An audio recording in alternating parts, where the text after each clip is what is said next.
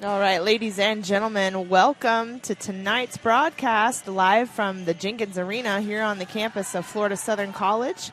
We've got some mock volleyball headed your way. I am Julie Adams, and I'm joined by my partner in crime, Debbie Hendricks. Debbie, welcome. It's good to be here, Julie. Tuesday Night Lights here in the Jenkins Arena. We're sitting watching Florida Southern finish their warm-ups here. We've seen Tampa on the floor, and we've got an interesting match ahead of us tonight. We really do. You know, this is a Tampa Spartan team that won the national championship last year, but got off to a 5-6 start this season. And, you know, there's so much pressure when you're the defending national champions. And, you know, truth be told, they had a couple of pretty big injuries early on, right before the Premier Tournament, and one during the Premier Tournament. And, you know, they went 0-4 during the Premier, which is unheard of. Right. But, you know, when you have a tournament of that caliber and you play 4 matches in 2 days without 2 critical players, you don't have time to recover from it. But obviously, you know, through the course of the season, they've recovered quite nicely. They're on a 14-match win streak, and of those 14, they've swept 8 of their opponents. So playing really well right now. This will be a tough one for the Mocs. However, I think they can look at this and say, you know, we got nothing to lose against this Tampa Spartan team, and just come out and play loose, play free, play aggressive. And I think that's the way they've got to approach this tonight. Well, I tell you, folks, get settled in. We've got some volleyball ahead of us. We'll take a quick break, and we'll be right back for team introductions and the start of tonight's match.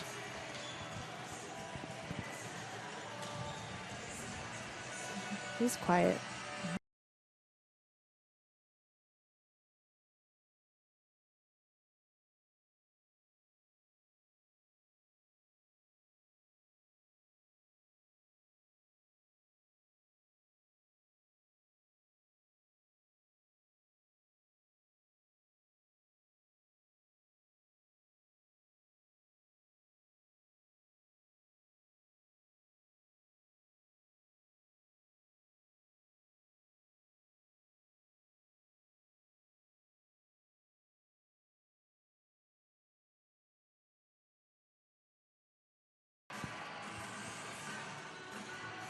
All right, ladies and gentlemen, we will be meeting the teams here shortly, having the national anthem as well.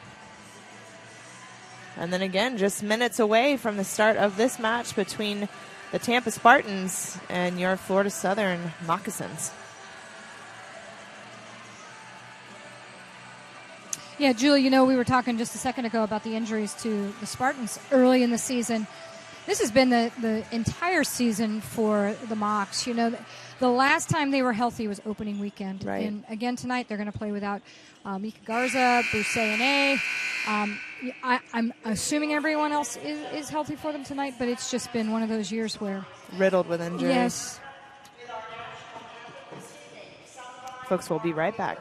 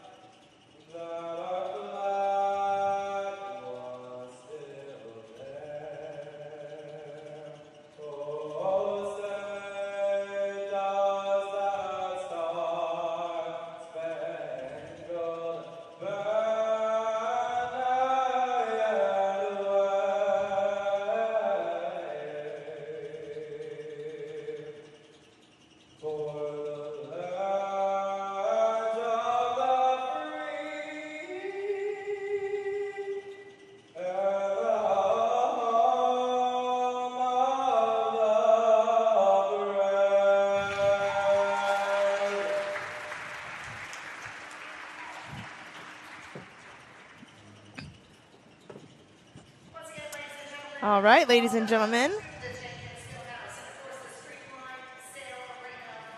Getting ready to meet the teams.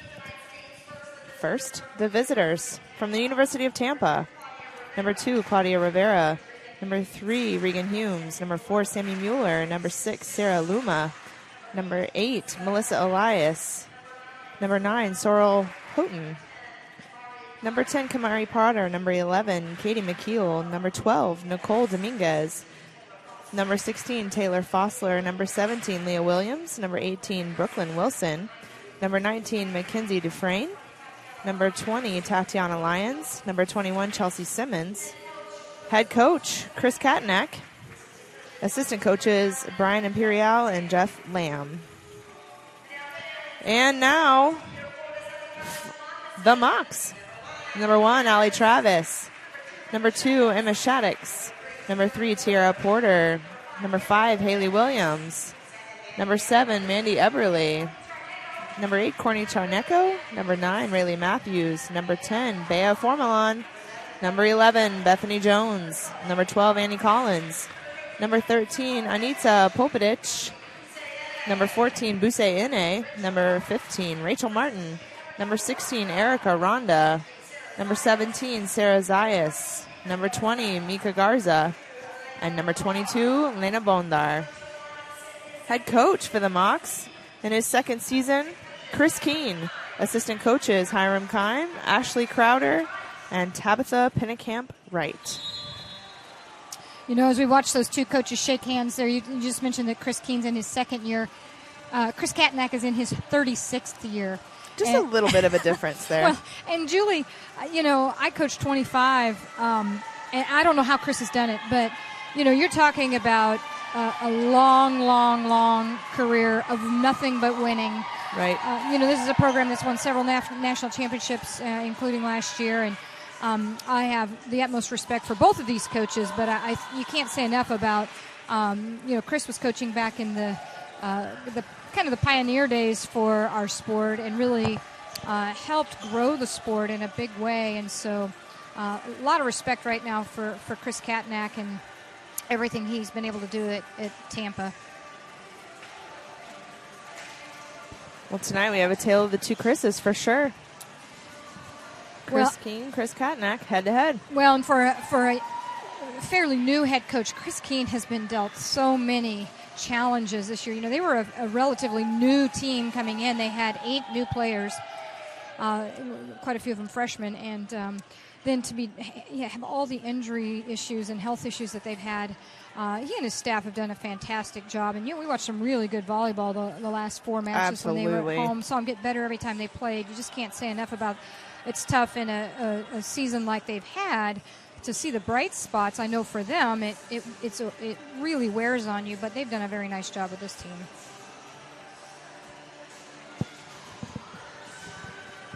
I tell you, and it's really represented in the post-game interviews that we have with the athletes.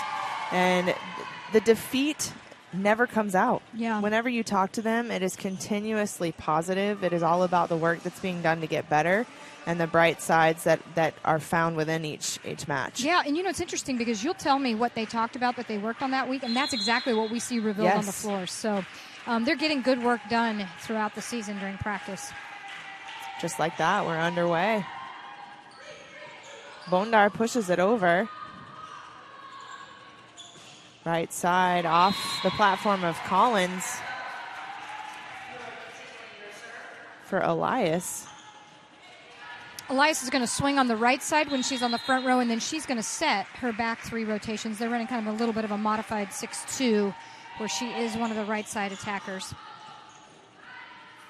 Travis from the back row for the Mocs. Quick set off the block of Martin. Travis swings again. McKeel is there. Ball still in play. Backside, Collins goes to Bondar. Net violation for Tampa. I believe that one was on Sorrel Houghton.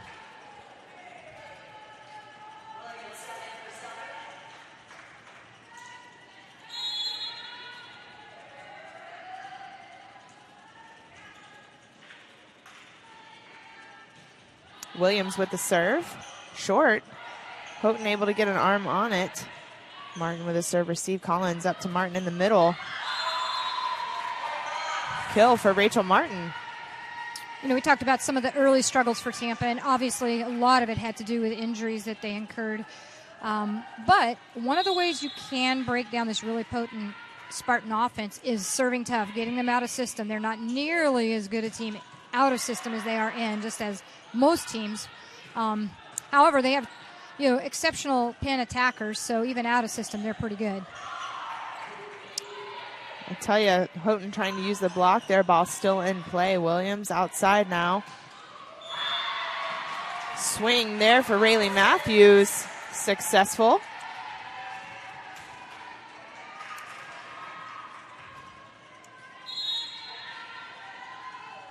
Williams back to the line to serve. Deep floater. Just misses that back corner. Houghton now back to serve for the Spartans.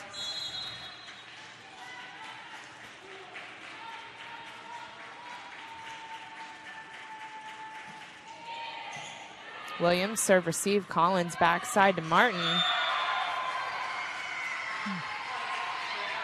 I think Net Martin violation. caught the net. Yeah. Caught the net on the downswing. Follow through, yep.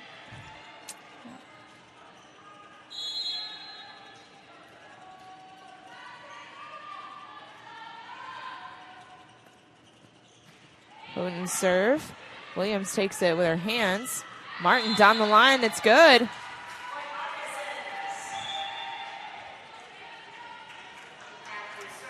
That'll bring Rivera in and back to serve. What am I talking about? Guys, it's Tuesday. It's volleyball night in America. Goodness. Matthews. And the stuff there. Tampa ball.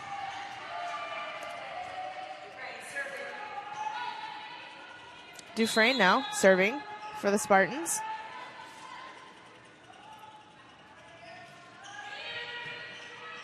Matthews backside. Martin tools the block. Point for the Mocs.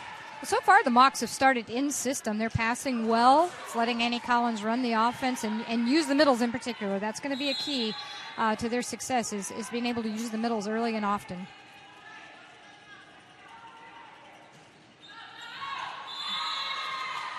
Looks as though the deep serve was a target for tonight in the game plan as well. Just missing on those two misses, though. Well, I do think that is how you're going to challenge this Tampa team. You're going to have to take some chances at the service line. Matthews with a serve receive. Collins goes outside to Travis. Off the platform of Rivera. Shuffle on the Spartan side, unable to come up with it. Point Mocs.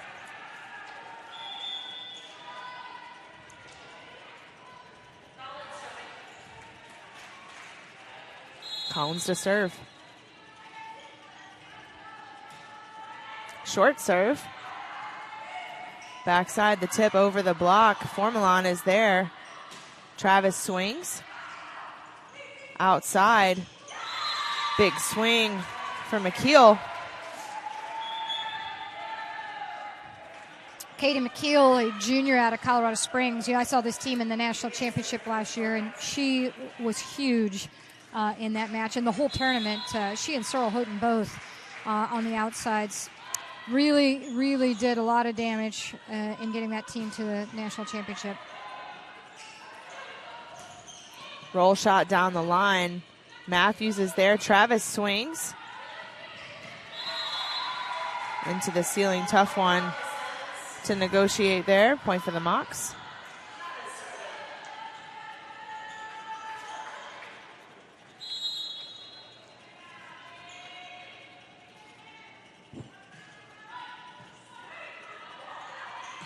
Quick set. Mocs able to get the ball back over. Ball still in play. Off the hands of Collins.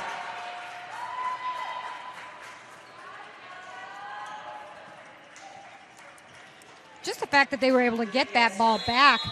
Potter took a big swing.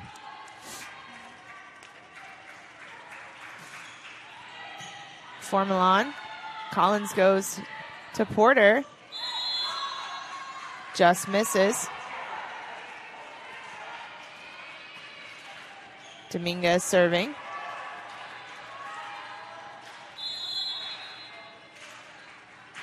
Short serve. Porter is there.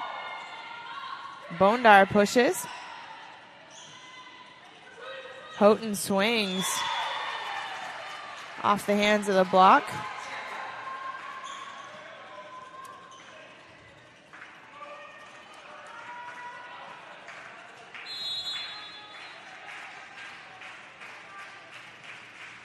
Short serve again. Porter. Serve receive. Backside Travis from the back row. Houghton again. This time Porter and Bondar have an answer. That's an important stop right there. You know, I've already mentioned Katie McKeel and Sorrel Houghton twice. They're such dynamic attackers, and if the Mocs can find a way to just slow them down, you're not going to stop them. These are All-American athletes. You know, if you can find a way, though, to get a couple stops, slow them down, maybe make them change the shots they want to take just a little bit, you get a leg up against this team. Matthews swings long.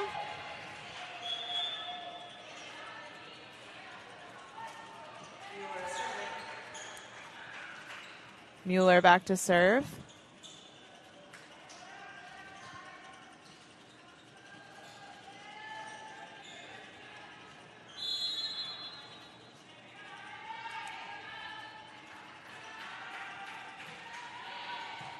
Travis with a serve receive. Collins backside. Bondar just missed that one. And that one just came off her hand funny. I don't think she got good solid contact on it. Looks like she is swinging for the high part of the block, which I think is smart. This is a huge Tampa block.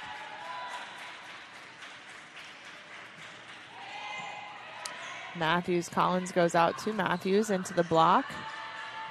Recovery. Travis swings. Mueller's there. That one does go wide from Elias.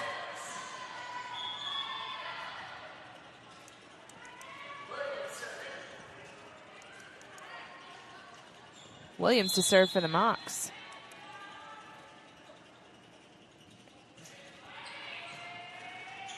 Deep serve again. Off the hands of Martin. Collins attempts. Point Tampa.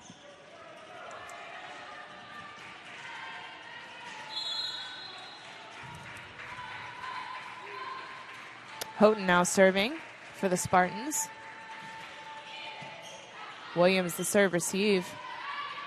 Travis from the pipe. Too much for Sorrel Houghton.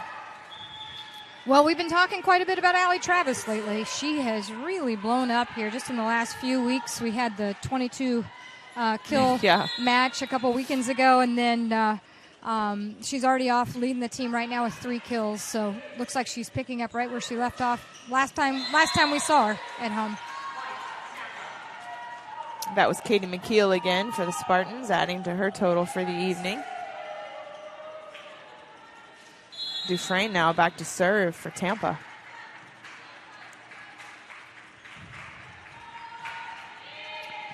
Williams the serve receive. Collins to Matthews from the pipe.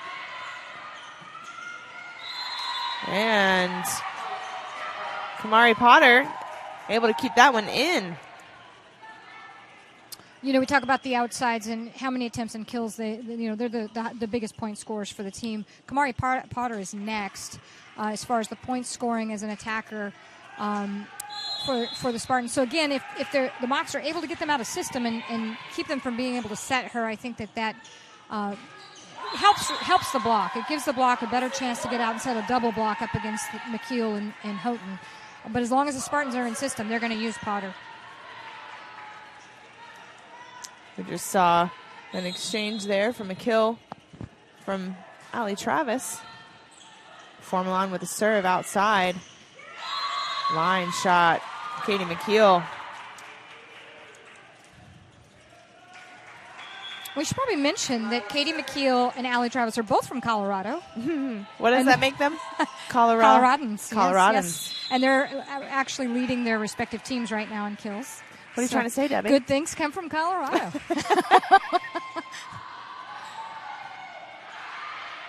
Travis able to wrangle that one back in. Ball still in play. McKeel roll shot over the block. Williams pops it up. Point Tampa. And that will be a timeout called by Coach Keene for the Mocs. We'll take a quick break and we'll be right back.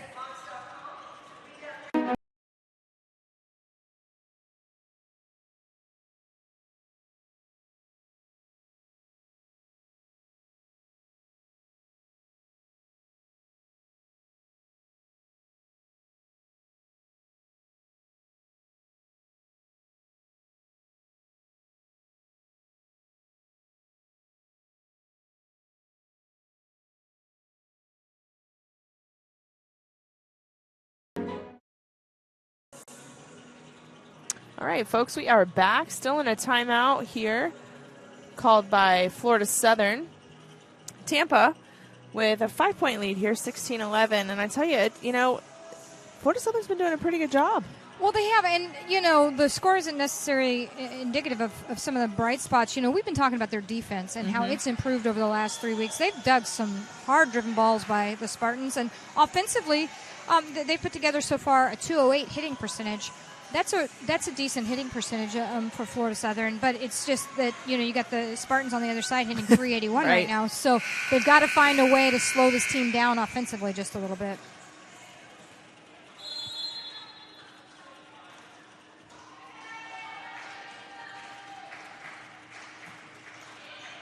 Williams. Formalon sends it out to Travis. Deep to Dominguez, backside. Just out of the reach of Williams. Big swing for Sarah Luma.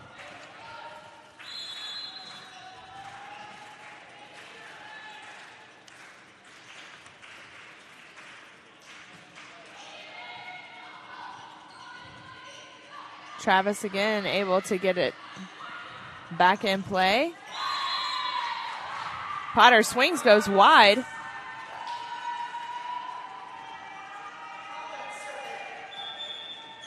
Bringing Bondar back in to the front row for the Mocs, and Collins back to serve.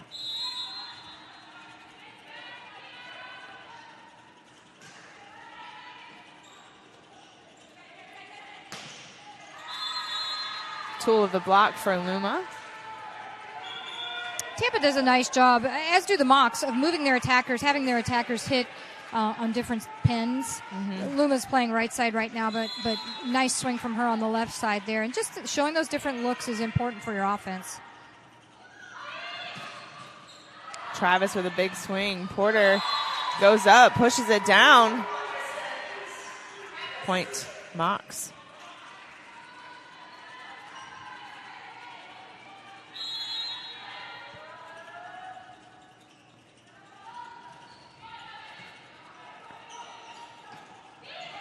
Quick to the middle. Collins picks that up. Bondar swings. Point for the Mocs.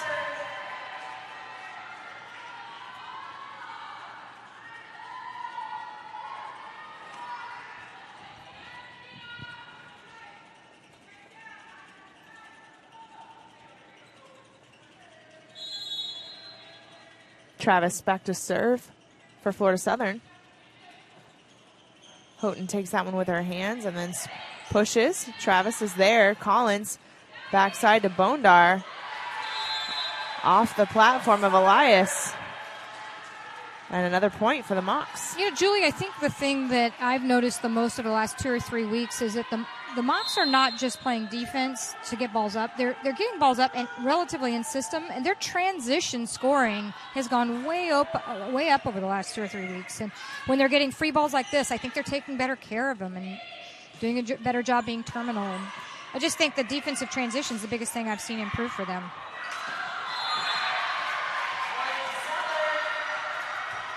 I'm sure they didn't script the one. Well, transition. Free ball kill. But, I mean it when I say, we started talking about this 2 or 3 weeks ago that, they'd been getting digs up. one option balls, right. really where they're just scrambling to keep the ball in play. And all of a sudden we saw this intentionality come in where, they were really trying to put the ball right on top of now Annie Collins and letting their setter run transition offense and scoring more out of that. So I think that's a big improvement for the Mocs. Definitely, and paying off, as we can see. Timeout drawn here for the University of Tampa. And with that, we'll take a quick break and we'll be right back. This is who we are. We are moccasins. We come from all around the world. And just around the corner. Our families may be different. Yet our differences make us stronger. But most of all, we are student athletes. Ready to impact the future. We are moccasins. This is who we are. Who are you?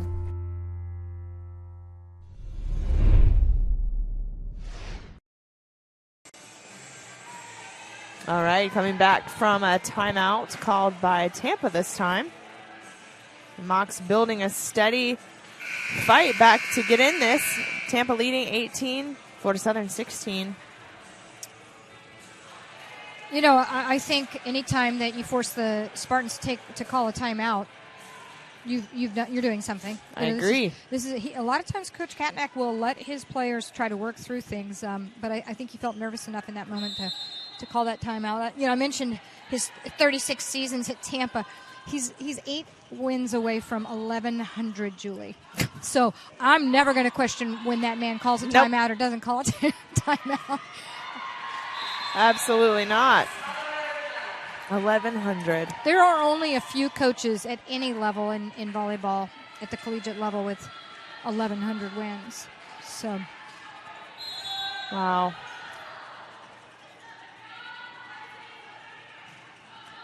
Travis with the serve. The dump picked up by Formelon. Outside, Matthews looking for the line shot. McKeel is there. Houghton now pushes. Formelon setting up Bondar. She rolls shots to the middle of the floor. Dominguez now outside. Houghton with an attack there. Now Matthews. Net violation. Tampa, point Mocs. Yeah, I haven't seen the Spartans that much this year, but I have to think that's either their third or fourth net violation in this set. I think that's a little bit of undiscipline that we don't typically see from their block.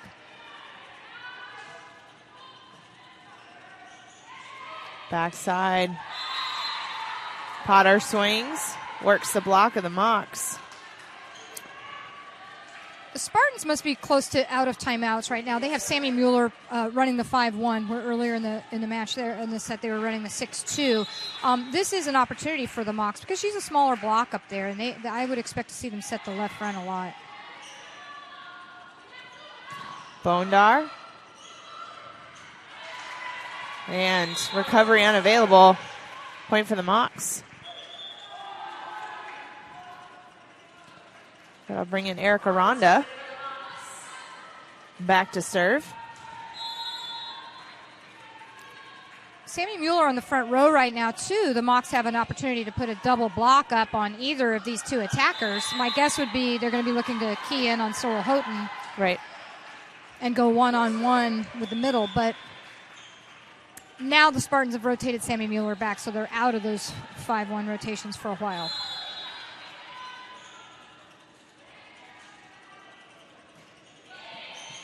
Travis with a serve receive. Collins goes outside to Matthews. Another net violation.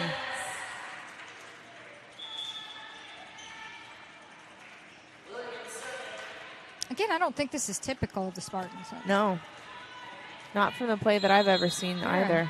Always an exceptional blocking team. And like you said, disciplined. Yes. In the net play.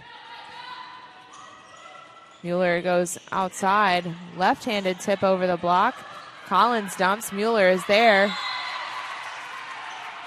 It's like a traffic jam close to the net up there. I feel like Tampa looks a little out of sorts. I mean, maybe it's a Tuesday night issue for them as well. But, you know, they were down 2. I believe they were down 2 on Saturday night to Barry and came back and won 5. They may be a little bit of a slow starter team. And a big stuff there for Collins and Martin. And another timeout called by the University of Tampa here. 2 of 2. Florida Southern coming back and eclipsing, taking the lead, 22-20. With that, we'll take a quick break and we'll be right back.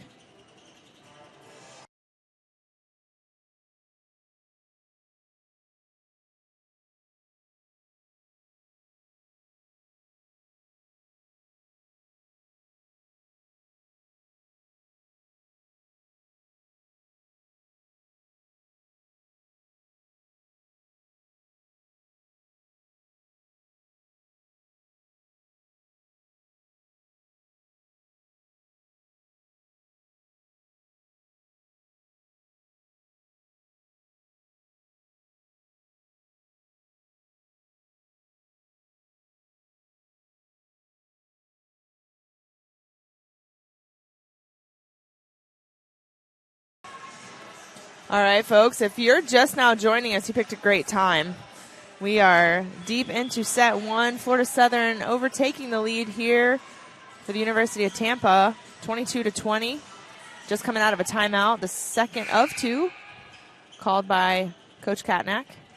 And this is a great job by the Mocs, too, because they were down 5 or 6 points in the teens, so they've just chipped away at that lead, and now they've got the lead, putting a little pressure on the Spartans. And that one goes wide. An attempt by Houghton to carry some weight for her team. Williams back at the line doing work for the Mocs. Definitely the deep serve. Off the hands of the block. Collins to Travis from the back row. Off the platform of Mueller. Ball still in play. Free ball here. Travis puts it up to Collins, and she sets Matthews looking for that open space. She finds it. And that is set point for the Mocs. It really just feels like the Mocs are kind of swarming this Tampa team. You know, a little earlier in the set, I felt like it was the other way around, but Mocs playing with a lot of confidence right now.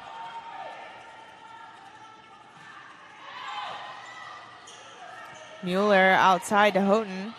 She looks for the line and finds it. Again, placement shot there, right on the money.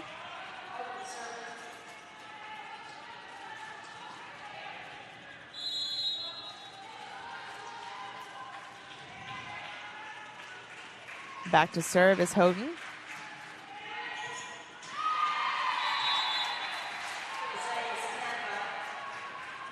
And that will be a timeout for Florida Southern, called by Coach Keene. We'll take another quick break. We'll be right back to see how this exciting set finishes.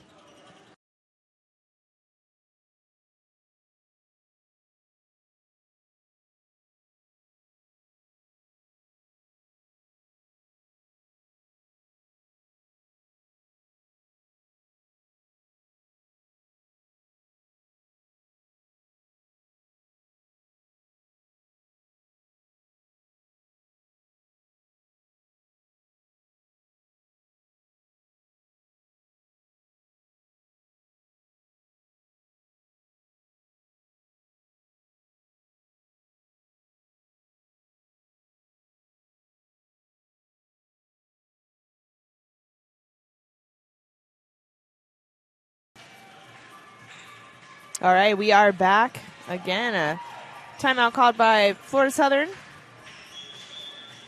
Tampa right back in it, 24-22, Florida Southern leading. Well, the first order of business here is a good pass, 3-option pass. Annie Collins is front row, so the Mocs really need to put her up there where she's a little bit of a dump threat to take that second ball over. And then you know the Spartans are going to put a double block up on somebody, and if she can see which way they go with that and set against it, you're going to get an attacker one-on-one. Houghton with the serve. Allie Travis looks for that short roll shot. Doesn't get a good contact on that one. Yeah, and they need a good quality first contact here.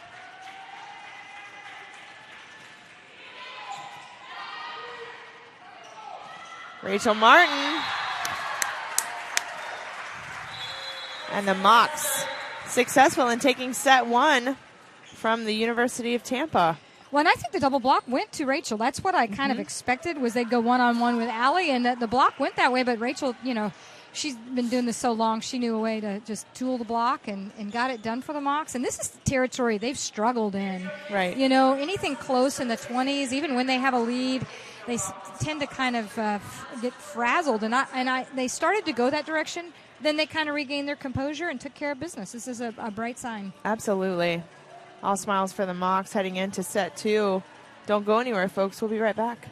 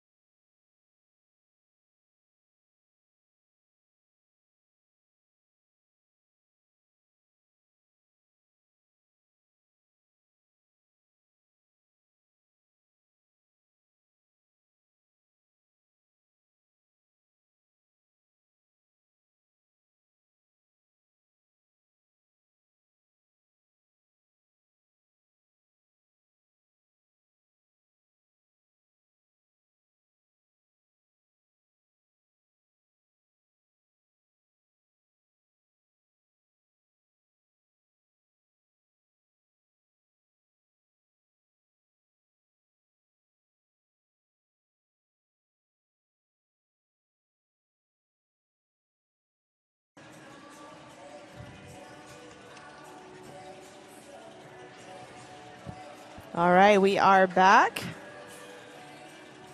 Again, exciting night here in the Jenkins Fieldhouse, the campus of Florida Southern College. We got some fun volleyball. I tell you what, we just watched Florida Southern take set 1 commandingly. I mean, the score doesn't really show it. Of course, UT had fight. Tampa always will fight to the end, but Florida Southern did an excellent job in that. Well, and to your point, statistically, we talked to one of the timeouts where the stats were at, but by the end of the set, Florida Southern hitting 357. And I think they did that both in serve receive and their transition offense. I think their transition offense looks pretty good right now. They're taking care of the easy balls. They're taking some hard-driven balls and transitioning them to kill. But you look statistically, and Florida Southern just took care of business in this set. So this is fun to see. They outblocked the Spartans 2-0. They got to parlay this into a quick start in the second set. It's getting to be later in the season. Teams are tired, and we already identified that the Spartans, they may have a little bit of a slow start in them because they were down 2 to Barry, I think, on Saturday. Right. Had to come back and win that one in 5, and they've got it in them. So the first thing the Mocs need to do is keep the pedal on the gas right here. Right. Continue to execute at a high level and be aggressive. But the Spartans are going to wake up at some point here, but they have looked a little sluggish so far in this match.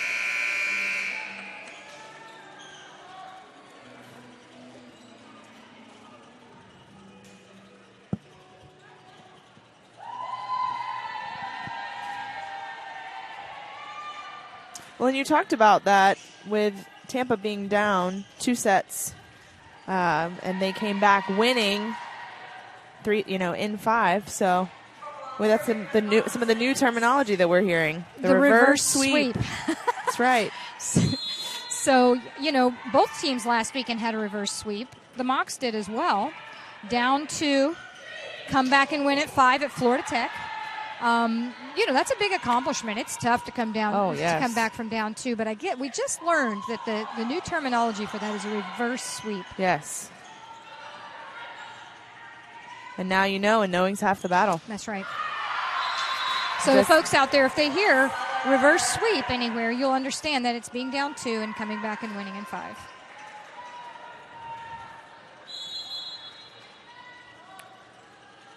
Formalon serving for the Mocs.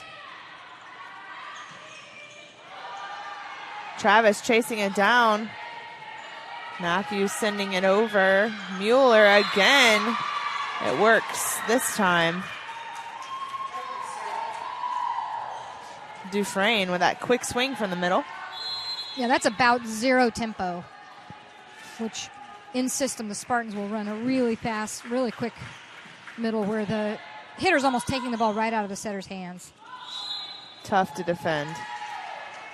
Double contact there for the Mocs.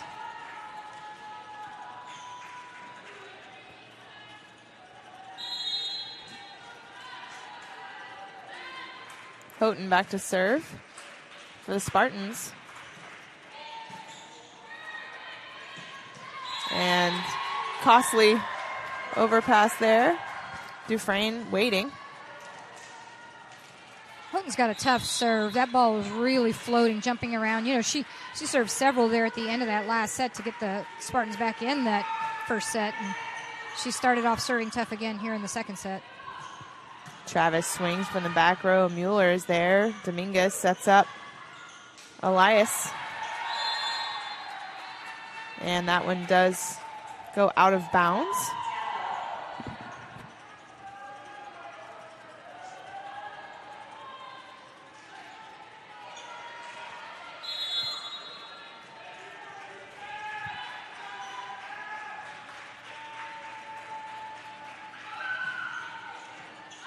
Matthews taking that one with her hands. Takes a swing down the line off the hand of Mueller. It's a great swing. We call that a D1 where you come across the body down the line. She was showing angle and swung line.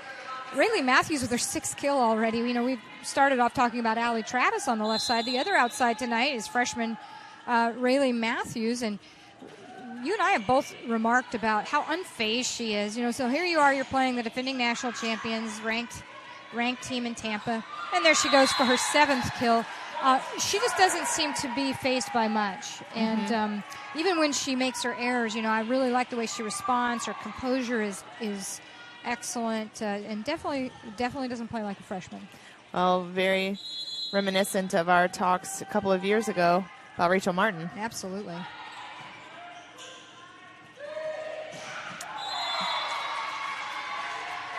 And that would be, no, that's okay. I was just remarking at what word I wanted to use about that big swing from Katie McKeel. She bounced that one. Yes, she did. About the 15-foot line.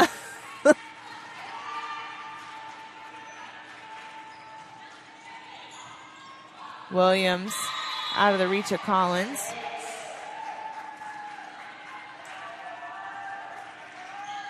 You know, I was going to say about Rayleigh, it was similar to Rachel Martin a couple of years ago. Her opportunity came because of an injury to a player that was starting in front of her. But when her number was called, she was ready to go. And I really feel the same way about Rayleigh. When her opportunities have come this year, Allie Travis, same thing. You know, they've had several players. They've used a lot of different players this season because of all the adversity they've encountered. But I really do feel like these gals that have been on the bench, and when their number's called, they're ready to go and come out and produce for the Mocs. It's got some bright players for the future of this program. And a swing again for McKeel off the hands of Martin and Collins. I tell you, you don't see a whole lot of negative reaction from Martin, but you see that fire ignite when she doesn't get a block or get the hit that she was looking to put into play. Well, and you don't see that right there very often. Earlier in the match, she got blocked. Annie Collins went right back to her, and she got a kill. Sure. And I love the confidence that Annie has in her to go right back to her. And she's probably livid right now that Oh, yes. 2 opportunities that she didn't take care of business. She will find a way to fix that. Outside, Allie Travis off the hands of Potter. Quick set back to Potter. You can see what I'm talking about, how quick the middles are in the air when the setter's touching the ball. So the block has to be up quick with them. And both of these middles are good. Potter's just so dynamic. She's tough to defend when they're in system. Matthews with a serve receive. Collins to Matthews off the back row. Catches the tape on the way over. McKeel down the line. Matthews picks it up. Travis swings. Off the hands of Elias and out. Point for the Mocs.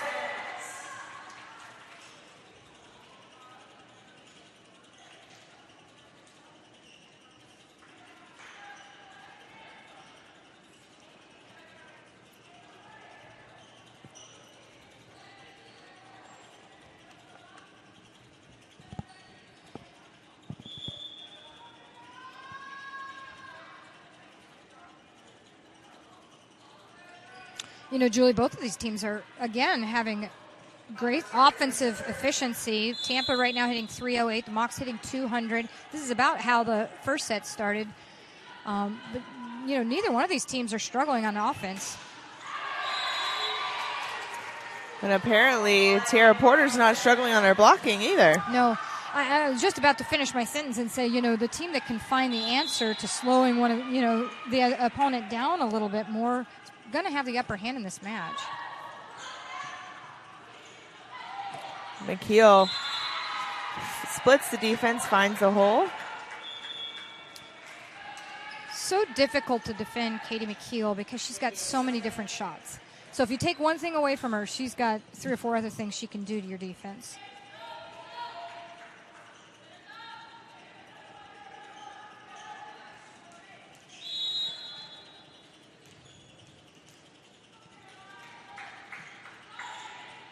Matthews with a serve receive, backside, Porter. Elias is there, Mueller out to Houghton. She pushes just over the tip coverage.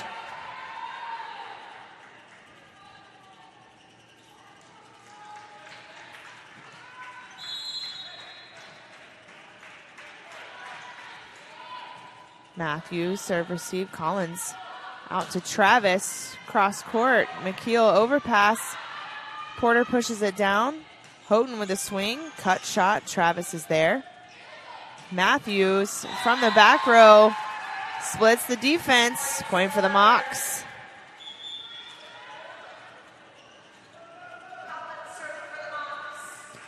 Great idea to split right between the Spartan defenders there. Absolutely. They're giving the deep corners, even on the back row attack. Overpass. Bondar. Mueller right back to Houghton.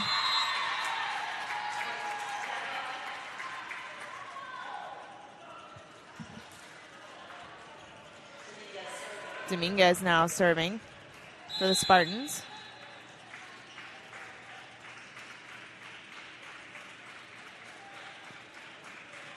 Short serve. Travis able to pick it up. Collins. Matthews looking to make a play out of it.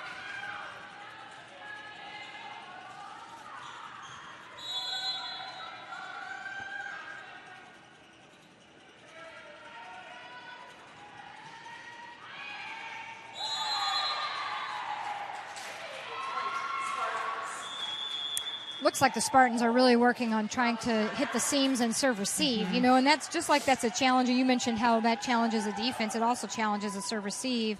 Looks like we're having a few miscues out there, a little more communication on who's going to take the seams. Well, I'm sure Coach Keene will attempt to shore that up here quickly in this timeout. And with that, we'll take a quick break and we'll be right back.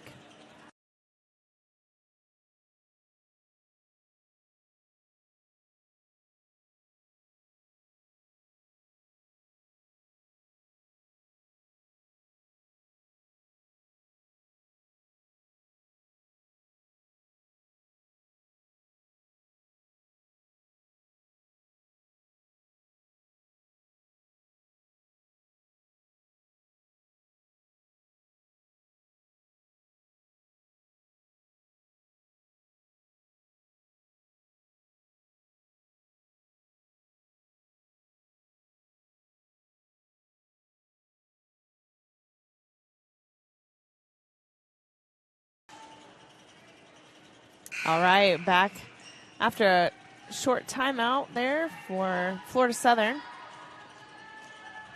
Spartans serving. Dominguez. Formelon with the serve receive, and Travis off the hands of the block. Houghton recovers. Porter able to get a hand on that block. Over and out, point Tampa. Well, the Mocs have Sammy Mueller again setting on the front row. She's a smaller block. They need to go after her. Bondar blocked. Collins recovers. Elias is there. Quick. Formelon is there. Outside. Right side. Travis swings. Houghton finds the sideline for a point. Tampa. Well, and the Spartans just did exactly what I'm talking about. They went to their left side against Allie Travis, who's not right now on the right side. She's a little undersized blocker, and they're taking their attackers and going after the smallest part of the block.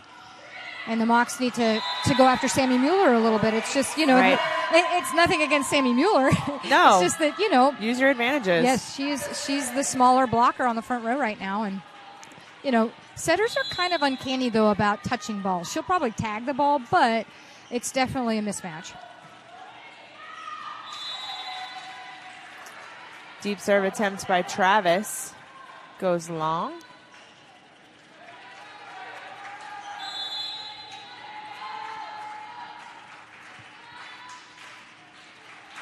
Mueller serve. Matthews still swings. Off the hands of the block. Porter recovers.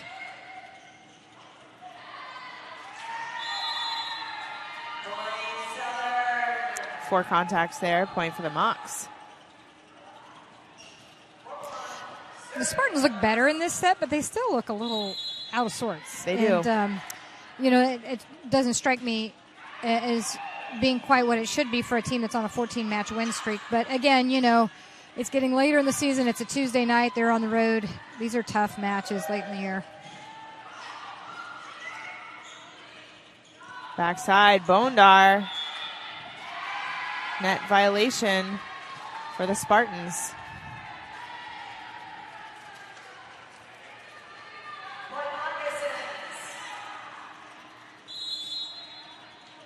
Formalon serving for the Mocs. Elias with the serve receive outside the tip. Collins picks up in transition. Travis with a standing roll shot. And again, Chase it runs to the other side of the court to pick that ball up. Matthews swings. McKeel is there outside. Off the block. Travis to Bondar. Dominguez goes to Houghton on the right side. Travis with the dig. And she'll take flight from behind the 10-foot line. Crediting her setter there. Point for the Mocs. I like that the Mocs are starting to attack. Sammy Mueller, the setter, is now in the back row, and they're looking to kind of swing to the right side of the floor. So they made her dig one, and then they split the seam between her and the middle back on the kill there. I think that's a good tactic, because if she does have to dig it, the Spartans are now out of system. Setter's taking the first ball.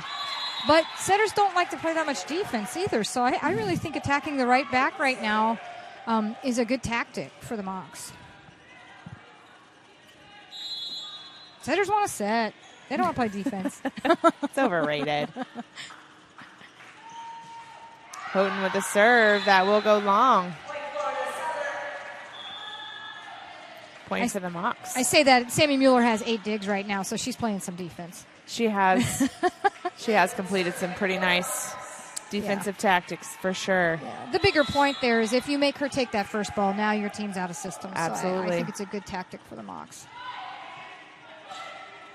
Mueller out to McKeel.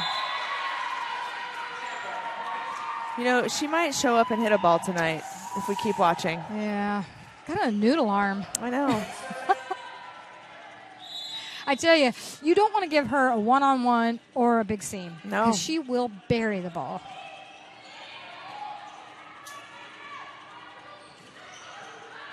Recovery by Collins. Matthews swings. Off the hands of Potter. Great example of just hitting high on that big block. Potter's a big blocker, just hitting high and looking to just let the ball deflect off those hands because it's hard to play defense behind that. Matthews with the serve. Looking for the line just wide.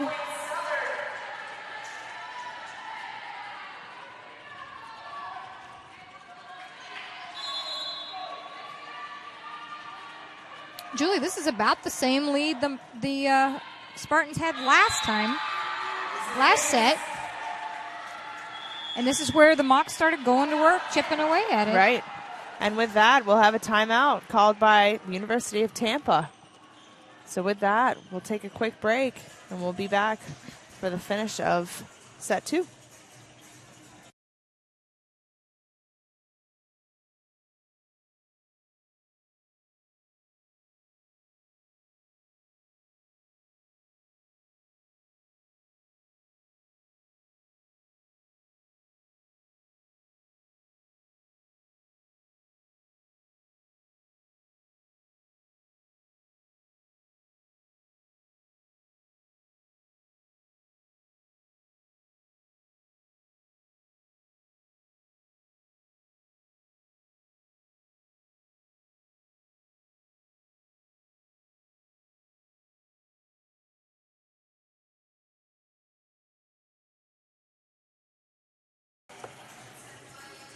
All right. Back at it, folks, again.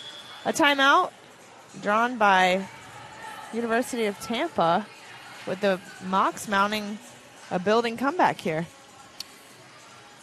Yeah, I mentioned it right before we went to break, but this is exactly the point where the Spartans had a significant 5 or 6 point lead, and the Mocs just started chipping away at it, and before you knew it, they were in the lead.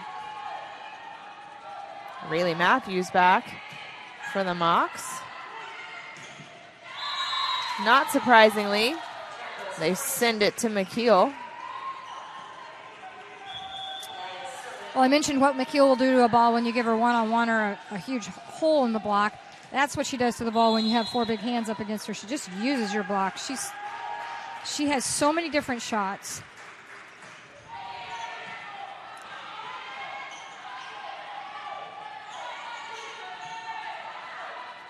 Outside, she pushes. Formalon is there. Collins gets up and puts it down.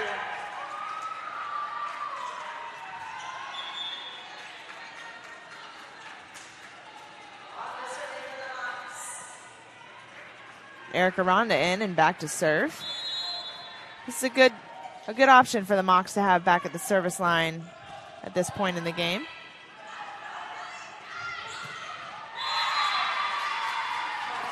Well, and right there, they line up Katie McKeel against Allie Travis. That's a big mismatch. That was a smart play set right there.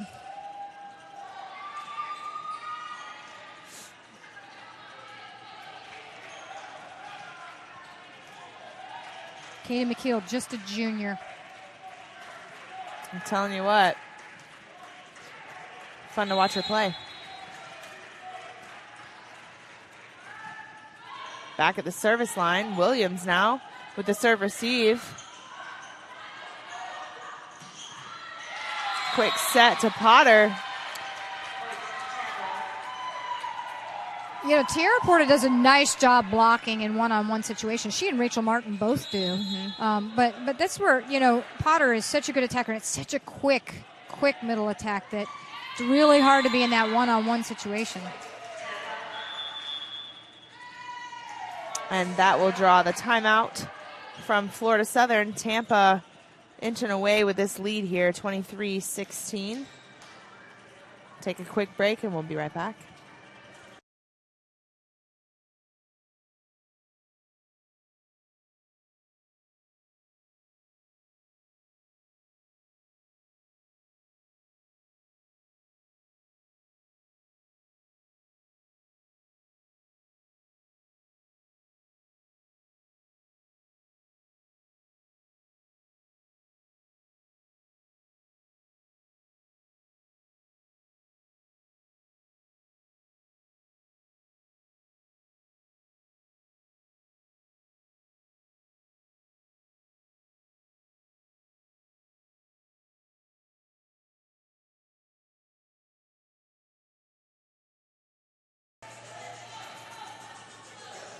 All right. Coming back from a timeout, this time called by Florida Southern. Tampa inching ahead to a 23-16 lead here in set 2. Katie McKeel, a big producer for her team offensively this evening, back at the service line. The Mocs looking for a hard stop here. Travis with a serve receive. They go to Travis. She swings. The chase is on, but Dead ball. Point for the Mocs.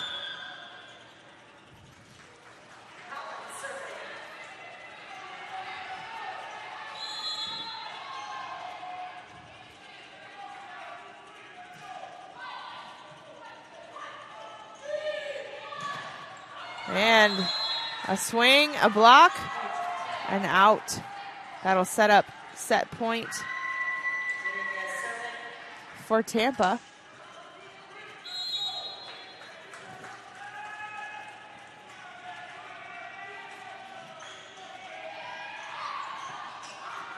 Porter able to wrangle it back in. Bondar with a swing.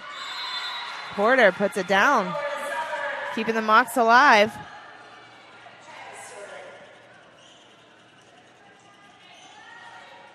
Allie Travis back to serve.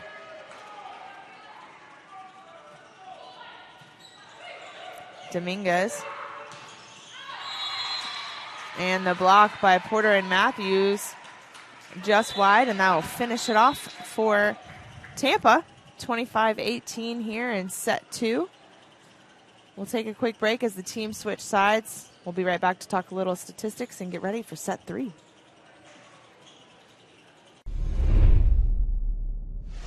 Hey Mocs fans, Will Isackley here with another edition of the Mock Hot Seat. Today in the Mock Hot Seat we have Annie Collins. Annie, are you ready for the Mock Hot Seat? I think so. We'll see. All right, 10 questions, and here we go. What actor would play you in a movie? Jennifer Lawrence. How many holes are in a straw? 1. Interesting. What is your favorite song right now? Good Vibes by Chris Jansen. All right, everybody wants to know. Fill in the blank. Pineapple on pizza is? Gross. Okay, what is your favorite social media? Probably Snapchat. Would you rather face 1 horse-sized duck or 100 duck-sized horses? 100 duck-sized horses. You are now a superhero. What is your name and who is your sidekick? Brainwave and Megamind. Oh, man, that's a great one. If you could live in any movie or TV show, what would it be? One Tree Hill. And what cheers you up on a sad day? Probably my niece and nephew. And lastly, what is the best thing about being at Florida Southern? The family atmosphere and the sports, of course. All right, that's been the Mock Hot Seat. Thank you, Annie, for joining. For FSCMocs.com, I'm Will Isackley. We'll see you next time, Mocs fans.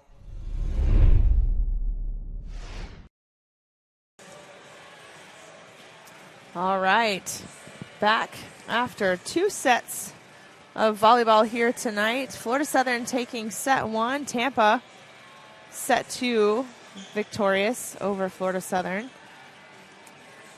And you know, we like you said, Debbie, when we were talking in the broadcast, we saw the same situation set up for set 2 as it was set 1, where Florida Southern was able to come back and inch away and take the victory. But in that one, Tampa was just too strong to overcome. Yeah, they responded, you know, and I think that probably in the timeout, the timeouts that they had, they talked about, you know, hey, last time we let this team back in, and look what happened to us. You know, we've got to finish this while we're in the lead and have the momentum. But you look at these statistics, it's still really close. You know, Tampa's got a .320 hitting percentage to Florida Southern's .312.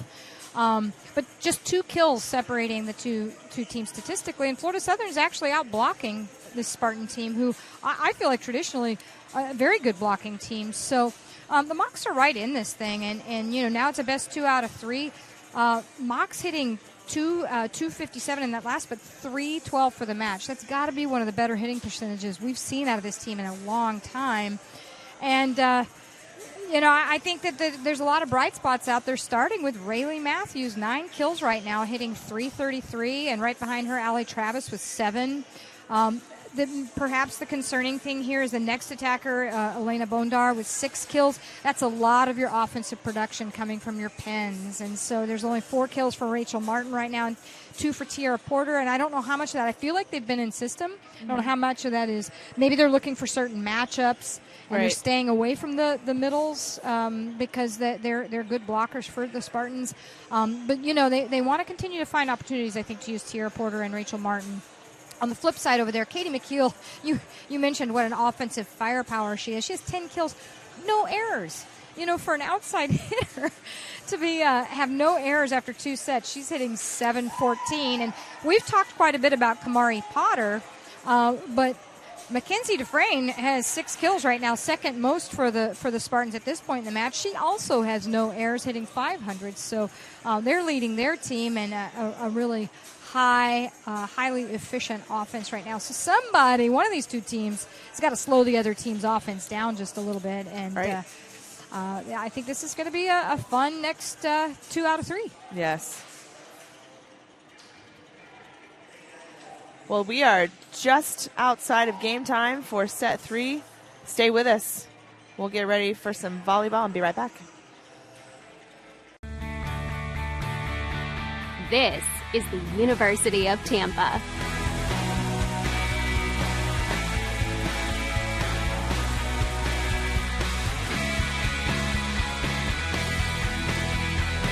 Explore your dreams. Discover your talents. Get ready to invent, innovate, and be a leader. This is the University of Tampa.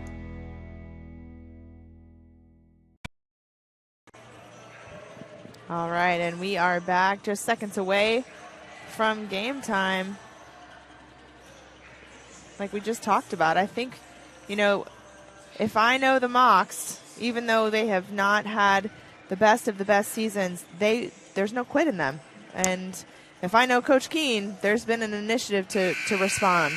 Absolutely. And, it's always kind of a special matchup against Tampa. Mm-hmm. At home, this for rivalry sure. goes back 30, I don't know.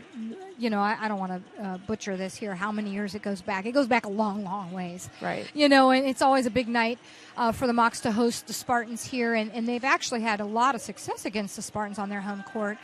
So, like we said at the top of the broadcast, they have nothing to lose in this match. If anything, the Spartans are going to be one of the top teams in the region and probably hoping for the opportunity to maybe host regionals. They need this match.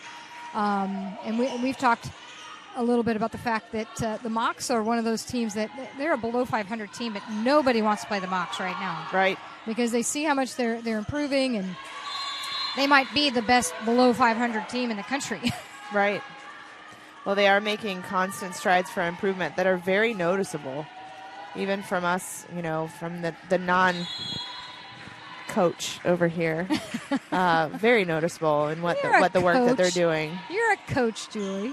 Well, the non-25-year Division II national championship. I could go on, but I'll stop. Yeah, you know your volleyball. Point for the Mocs. That'll bring Haley Williams back to serve. People don't say split the seam in the defense the way you say it if they don't know volleyball. Yeah, well, yeah. So I've got a couple things in my pocket. And we've added one for everyone's repertoire, the reverse sweep. The reverse sweep. So now, those of you listening, again, we just want to say thank you for those that are listening near and far. We just appreciate you tuning in, just being fans of volleyball and fans of these two programs taking on head-to-head tonight.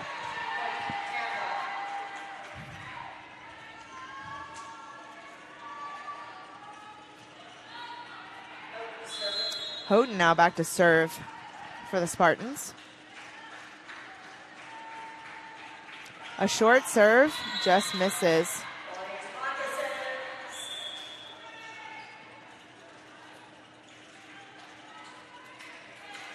That'll bring Rhonda in and back to serve.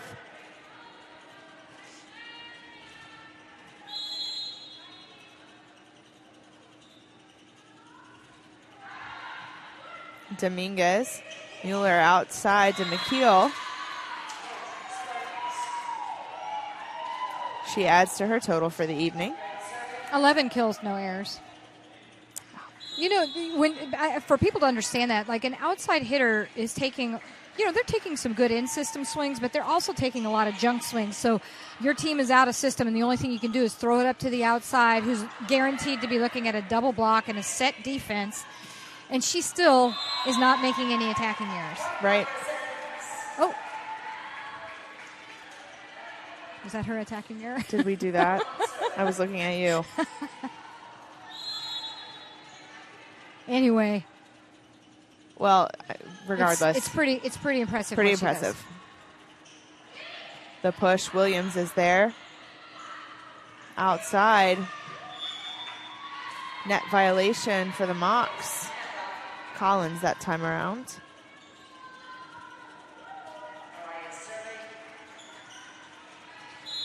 Elias back to serve.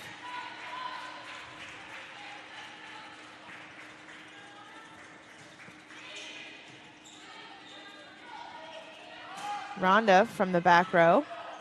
Mueller backside to Potter. Quick arm swing to get that ball in motion fast. Yeah, we've been talking about the fact that she hits in front of the setter, and it's like basically zero tempo. It's so fast. But right now they're back in the 5-1, and she's hitting almost as fast a ball behind Sammy Mueller, the setter, as she is in front. It's impressive. Collins Joust able to pop it back up. Porter attempts to save it.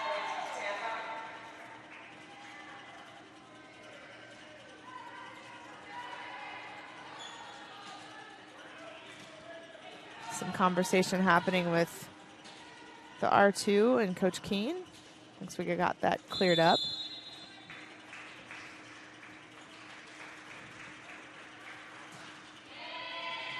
Williams. Collins backside to Porter. Big swing, successful. Off the platform of Rivera.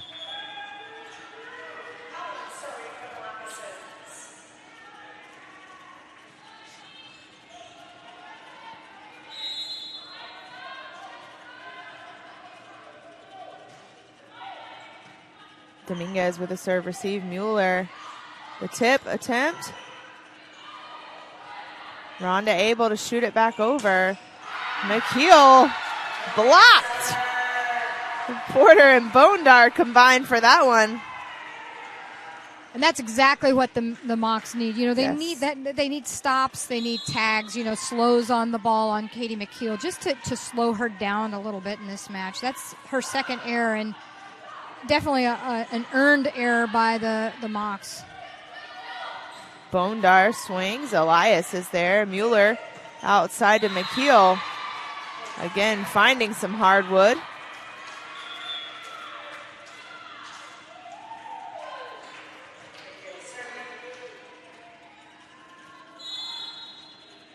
McKeel now back to serve. Rhonda with the serve receive. Double contact for Annie Collins. Annie's going to get those. She's just got a little bit of a inconsistency in how she takes the ball, and I think what I've noticed more recently is that she's not letting it affect her. Right. When she was first out there, and she'd get a double and she'd get another double, you could almost just see it cause her to be frantic, and she'd start taking balls with her platform instead of setting the ball.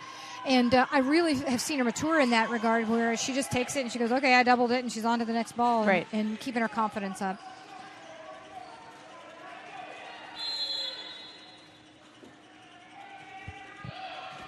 Bondar. Collins goes backside to Travis. McKeel with the dig backside. Luma finds that cross-court shot.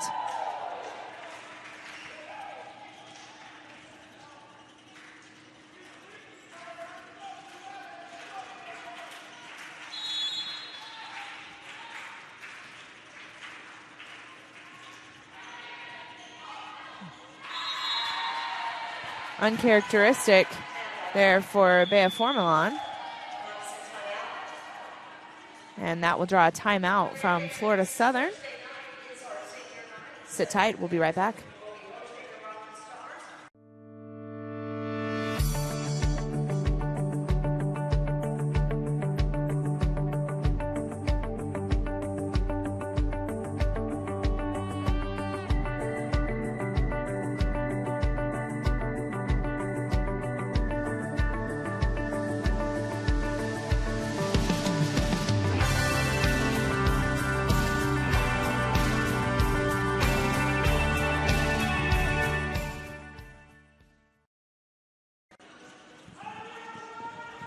All right. Back at it after a short timeout called by Florida Southern. Tampa still setting up what will be their game plan headed forward. Yeah, Julia, during the break, I was just remarking that the Mocs are hitting .333 in this set. You know, they have really put together a nice offensive effort tonight, but the Spartans are hitting .500 in this set. So they really have to continue to find some ways to slow this offense down. You know, and I do think they've got to stay aggressive back there at the service line. The Spartans are not nearly the same team out of system as they are in. Allie Travis looking to do her part. Dominguez. Luma. Travis with a dig. Collins outside to Matthews. Elias picks it up off the block. Houghton pushes. Formalon is there. Collins backside. Bondar works off the block for a point for the Mocs. It's a great example of what I'm talking about right there. Every time the Spartans had the ball, they were just trying to keep it in play. So it was a free ball or down ball or something, you know, off-speed swing. And the Mocs were in system every time they got the ball, and they finally were able to score. So it's a hard way to earn a point, but it's what the Mocs are going to have to do. Houghton blocked. She shoots. Porter is there outside. And a double contact.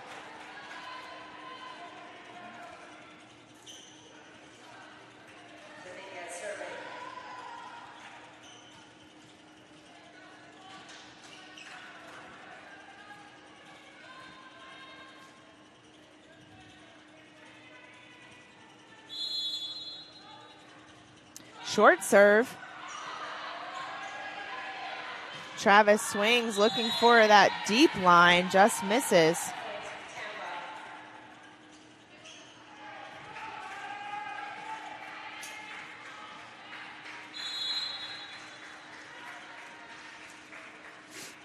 Dominguez still serving. Matthews. McKeel chases that one down. Dominguez sends it over. They go to Bondar. She tips. And a double contact for the Spartans this time.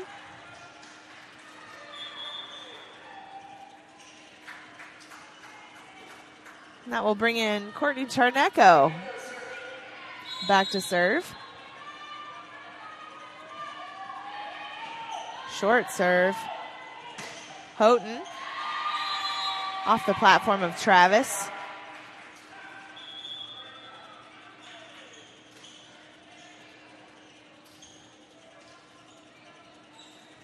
Charnecko coming in to serve there, but she came in for Tiara Porter a couple weeks ago and a stellar night. Yeah, did a real nice job for the Mocs. 9 blocks in one of the matches that weekend. Mueller to Travis. Collins, backside. And that will be a double contact.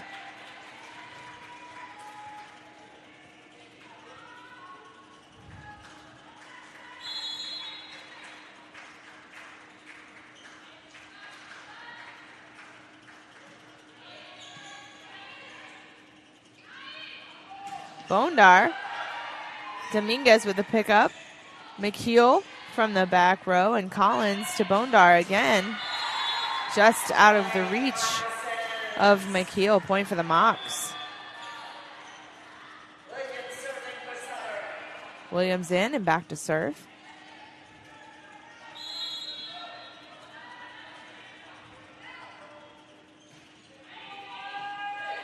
Serve receive now backside. Houghton over the block. Collins to Travis. Houghton swings. Pushes. Travis again. Roll shot.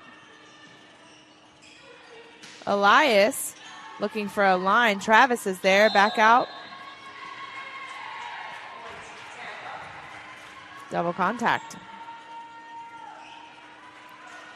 And he's got to just stay confident and work through this. You know, I think she's been setting the offense the way she needs to set the offense rather than taking safe sets. And she's just got to stay confident and do what she needs to do.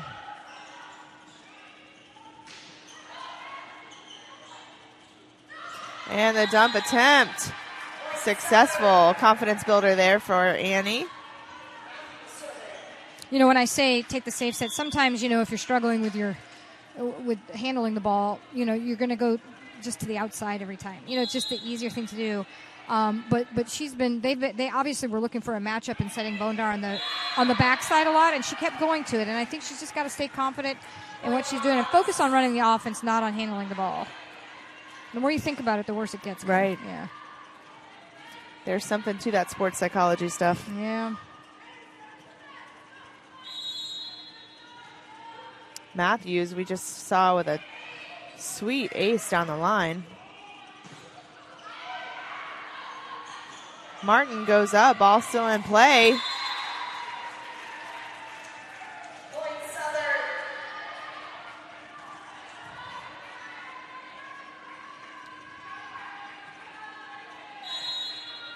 Rayleigh Matthews back at the line.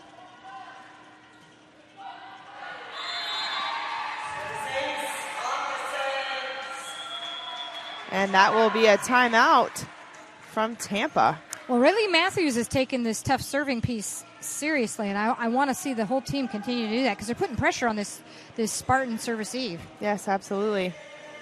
We'll see how this moves forward right after this.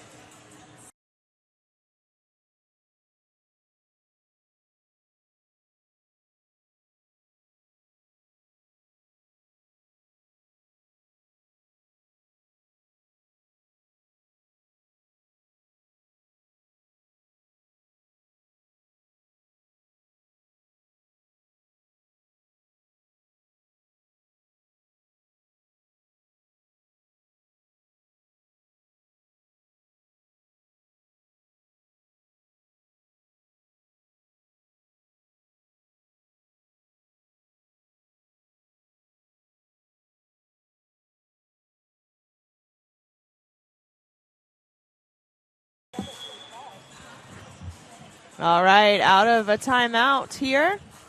Back to game action.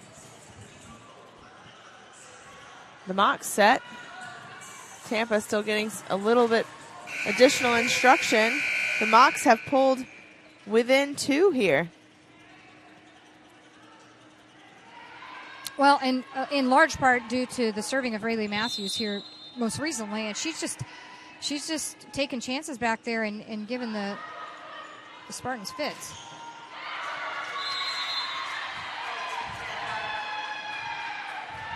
And that's what happens when they're in system. Right. So I think that the Mocs have got to continue to do what Rayleigh Matthews just did for the last few points, and that's, you know, attack seams, attack outside the body lines. You mentioned earlier in the match, you know, just really serving deep because that always challenges the serve receive. Williams with the serve receive. Martin.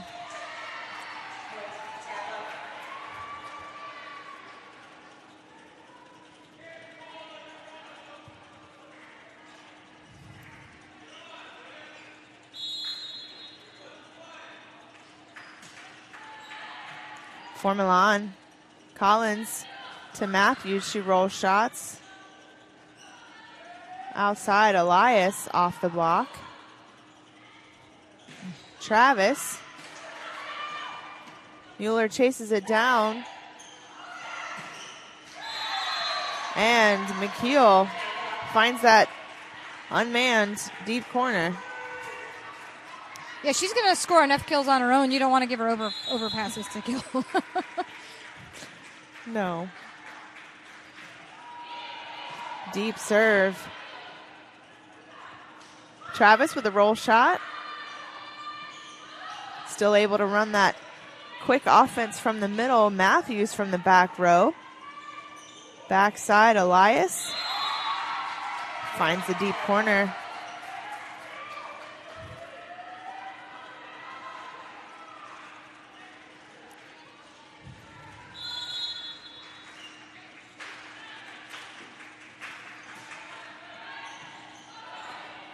Collins able to get the ball up to Travis. McKeel over the top. Matthews is there. Matthews from the back row. Rivera. McKeel again blocked. Off the hands of the block this time.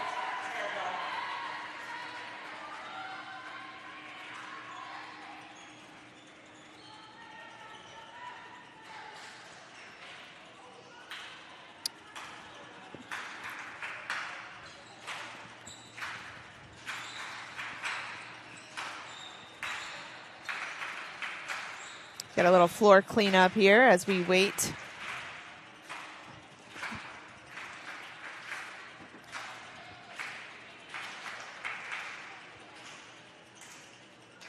And Dufresne serving.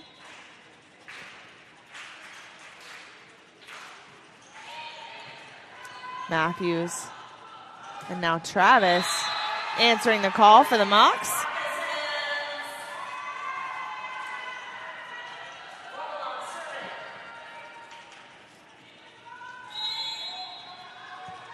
Formalon back to serve for Florida Southern. Rivera.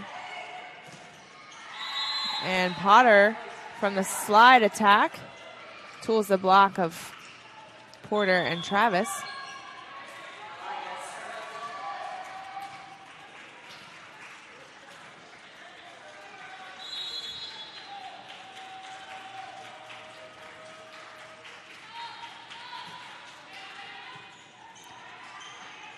Collins backside to Travis. Off the platform of Elias. Ball still in play. McKeel. Williams and then Collins. Dump attempt. Porter blocking Potter. McKeel now. Formalon with a tight pass. Porter pushes it over. McKeel again pushes. Travis is there. Matthews from the back row. Elias. And Luma from the right side able to finish it for a point for Tampa. In my opinion, that was the best rally of the match so far because you saw some really good defense. You saw some in-system defensive transition. You saw some good swings out of system. I thought both teams really nice job on that rally. And it looks like Tiara Porter's starting to figure out Potter just a little bit the timing on her. You know, she got a block stop even though it wasn't to score the point. You can begin to see she's getting the feel of how to slow her down. They go deep again. This one missing. Point for the Mocs.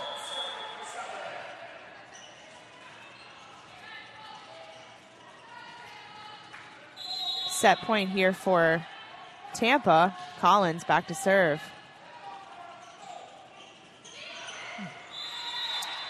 McKeel pushes long. Yeah, that's a little bit of an uncharacteristic, unforced error. She didn't really have to go for that much.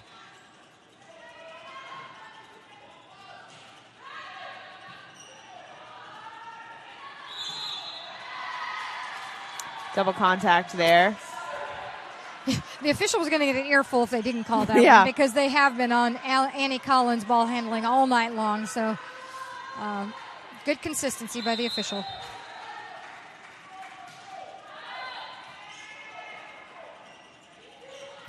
Backside. And a block. Big one for Tiara Porter. Well, see, this is the advantage of serving well enough to get the Spartans out of system because they're able to get that double block up on Katie McKeel. And, you know, as good as she is, it's harder against a double block than a single block or a big seam. Right.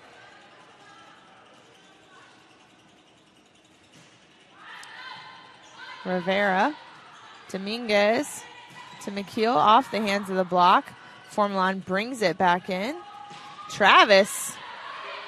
And Porter pushes. Elias is there.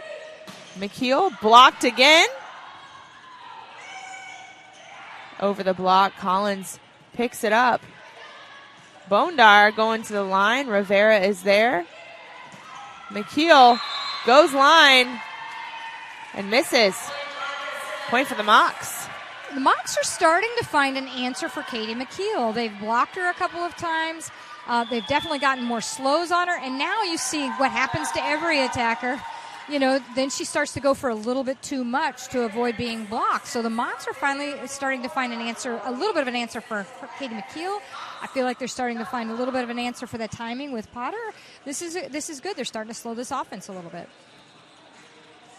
Well, with that, folks, at set point, we'll be right back.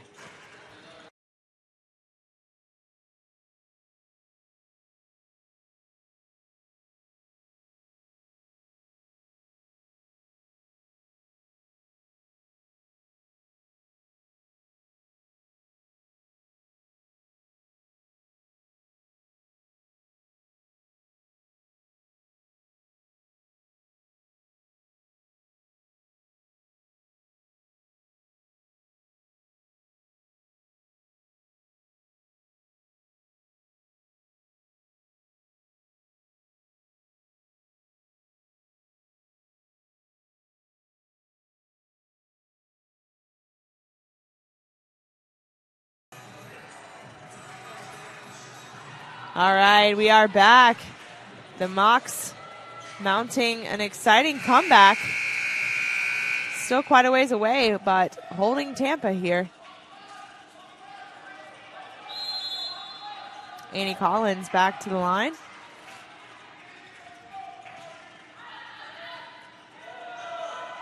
Mueller to Potter. And that will wrap up set 2. Well, Julia, I think that they were starting to find some answers right there. Right. Maybe just a little bit too late for this set, but I think that that's really positive moving into set 4. Right. Because they have slowed Katie McKeel down a little bit. They have slowed Potter down a little bit. They have gotten the Spartans out of system a little bit more. So, they've got to continue that moving into this 4th set. And with that, we'll take a quick break as the teams switch sides. We'll get set. We'll be right back.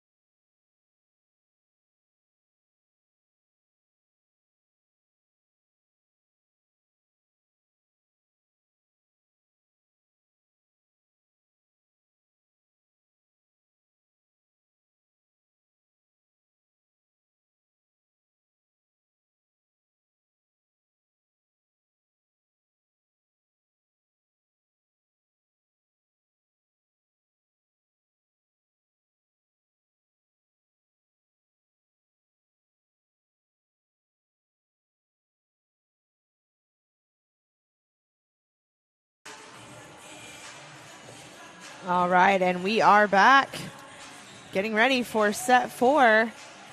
Still, an impressive set for the Mocs.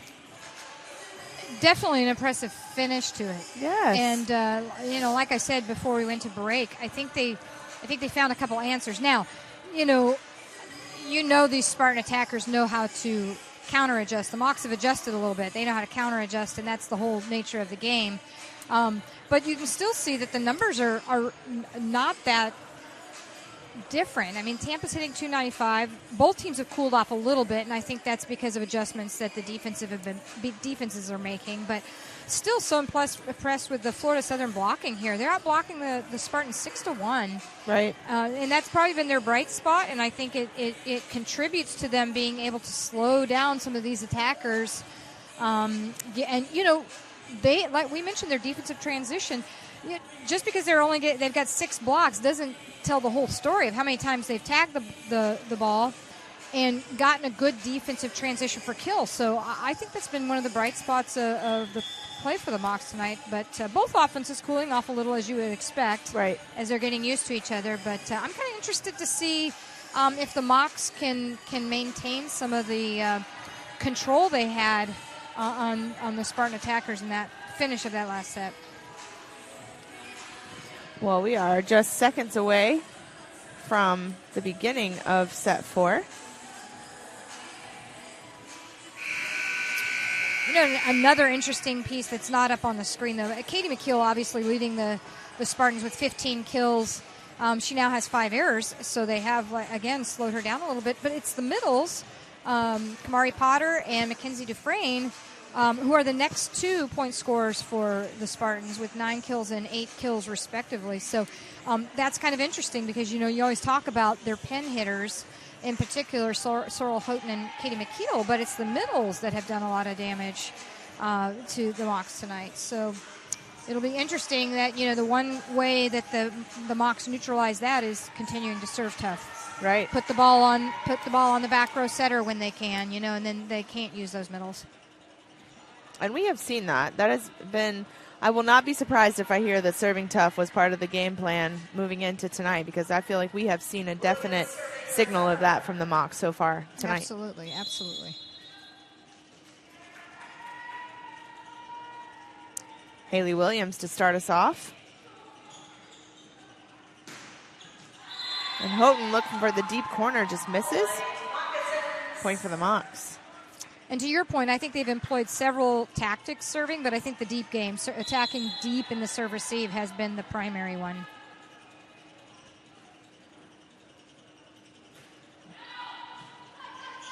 Elias there. Houghton swings again. Roll shot. Williams is there. Matthews looking for the deep line and just misses.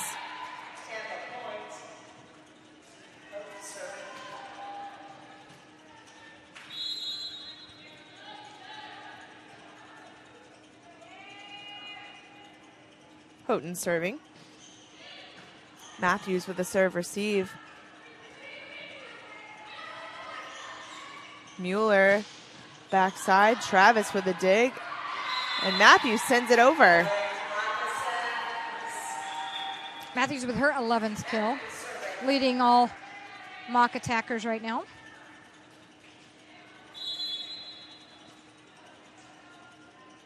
That will rotate her back to serve. And Dufresne from the middle.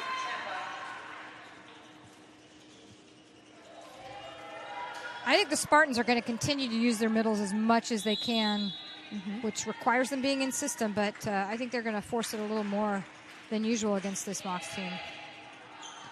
Deep serve. Williams with a serve receive, and Travis off the platform of Dufresne.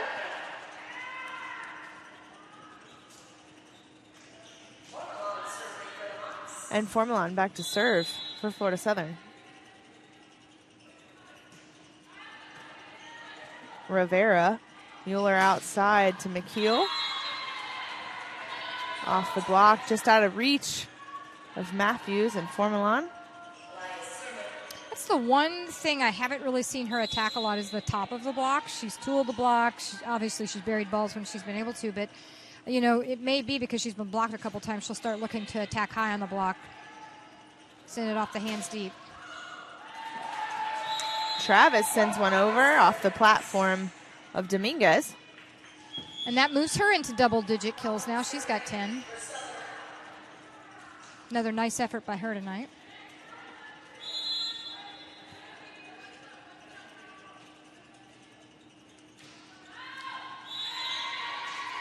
Just missed there for Annie Collins.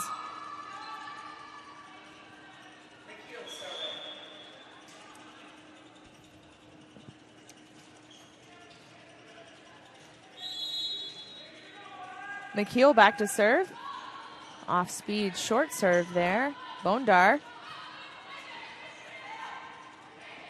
And Houghton goes long. Point for the Mocs. Allie Travis headed back.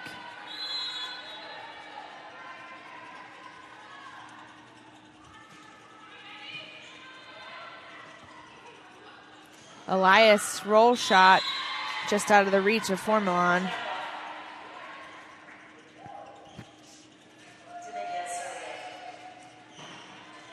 And Dominguez now serving for the Spartans.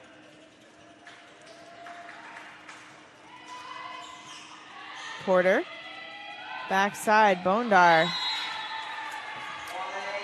It's interesting. We've seen other teams go after the middles in serve receive, and this is the Spartans have been doing that this off and on the whole match.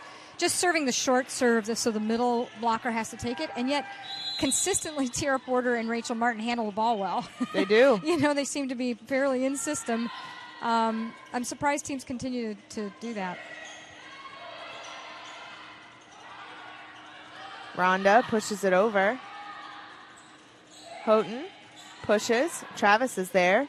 Backside, Bondar looking to tip to the middle of the court. And off the hands of Rhonda.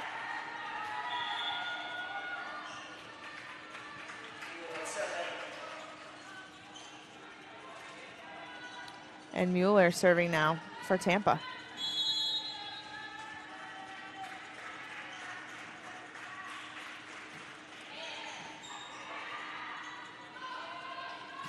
Bondar with a big swing.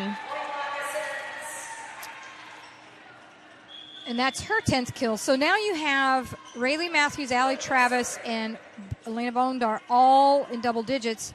Together they combined for 31 of the 43 kills on the floor. So the only problem with that is, it's easier for the Spartans to predict where they need to put their double block. Because they're not counting on the middles much, right? And so the Mocs, if they can get just a little bit tighter pass, so Annie Collins can run the middles just a little bit more. I think it's going to create even more opportunities for the Penn attackers. They're getting obviously a lot of opportunities. It's going to create better situations, if you will. Sure.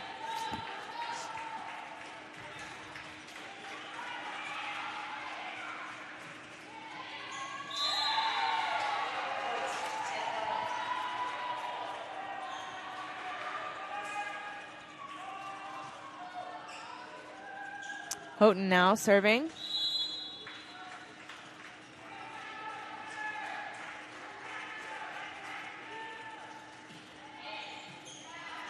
Travis with a serve receive. Collins goes outside to Matthews. Dominguez.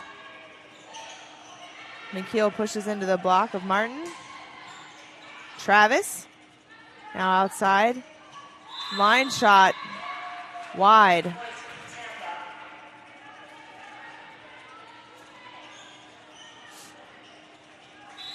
Sorrel Houghton back to serve right now. It's been kind of a quiet night for her. 7 kills.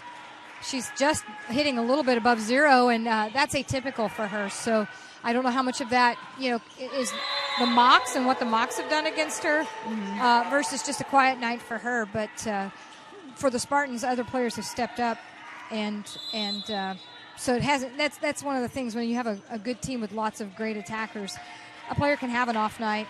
There are plenty of other people who put the ball away. And I like that right there from Sorrel, because it's like, okay, I'm not having my best night attacking. I'll just be a great server. Right. I'll come out and play great defense and pass well and do those things. That's a good team player.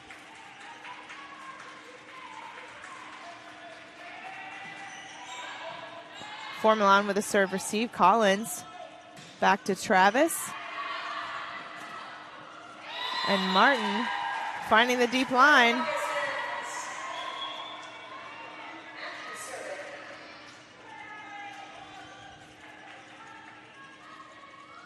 I go back to the offensive numbers the Mocs are putting up. Right now in this set, they're hitting 364.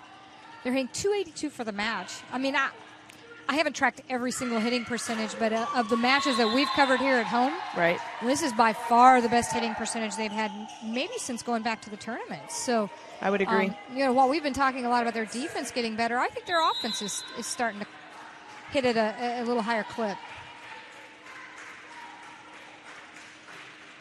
Dufresne. Formalon now back to Martin. Double block there from Tampa on Rachel Martin. Well, these are the tough rotations because Annie Collins is front row, not dumping that often. So the Spartans are going to put a double block up one way or the other. And Annie's got to try to see that if she can and set against it to the one-on-one. Outside, McKeel tips. Matthews. Dufresne is there. Tip over is picked. Travis swings. Formalon is there, but can't quite get it up to playable. Well, and on that one right there, hats off to Potter. Like, they didn't commit. They didn't commit to Allie Travis. They actually she held in the middle of the floor and still was fast enough closing to Allie Travis to get double block ups. So. Right. Well, I tell you, after this quick timeout, we'll be right back.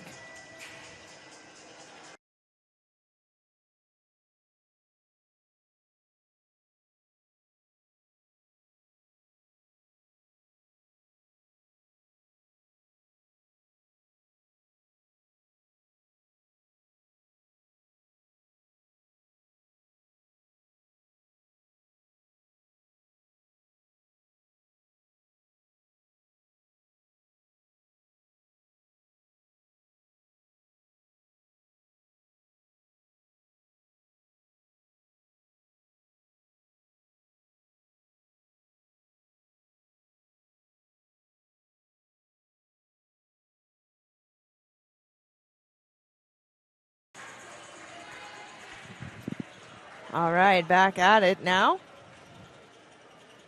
Coming out of a timeout. Have a substitution here before the serve. That'll send in Chelsea Simmons to serve for the Spartans.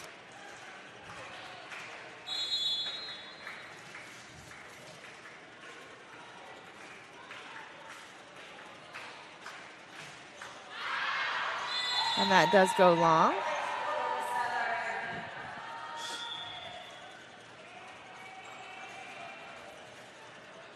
That's a tough job. You know, I was just going to say that, and she's a freshman. You know, it's just, which is not really an excuse, but it's a tough thing to sit on the bench for 4 sets and yes, and come in and serve tough, but.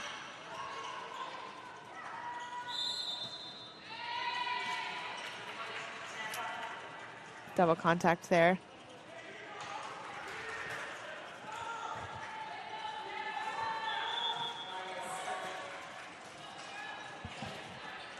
Elias back to serve for the Spartans.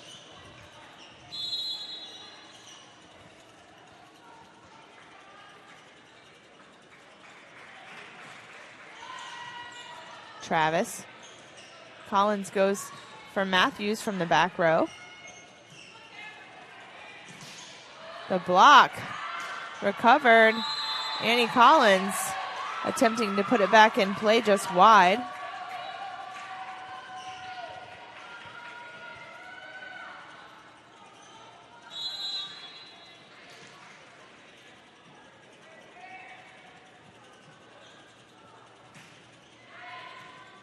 For Milan. Backside Travis. Out of the reach of Dominguez. Point for the Mocs. That'll bring in Lena Bondar. And Annie Collins back to serve.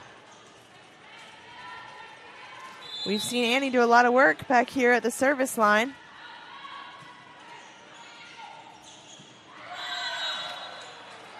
Just short on that attempt from Potter. Well, another example, they're really going to try to use the middles as they have all night long. So Mocs want to try to get this team a little bit more out of system on the service line. McKeel blocked, but then a net violation from Tiara Porter.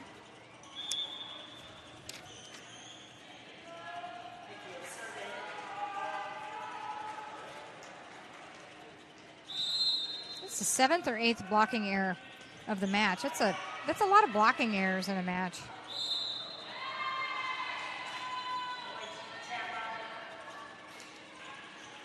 We feel this one kind of starting to slip away. Mm-hmm. And now it's, where we haven't seen as many of these errors in this exact situation. We've seen the team dig in and start chipping away at a lead. Now it feels like it's mock errors that are giving Tampa the extended lead. Right.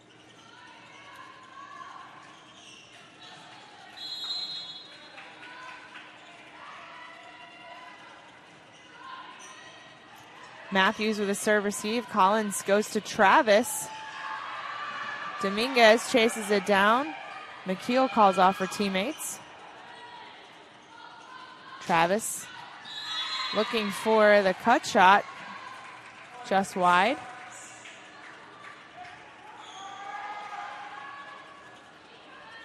Well, at this point, everything going the Tampa Spartan way.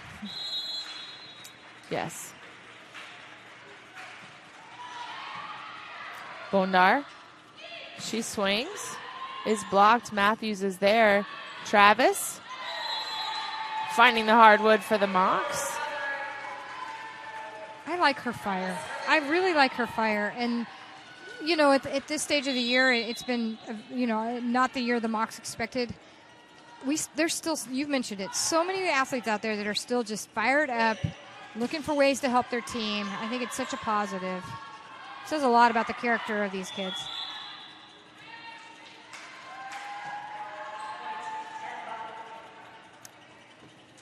Net violation there for the Mocs.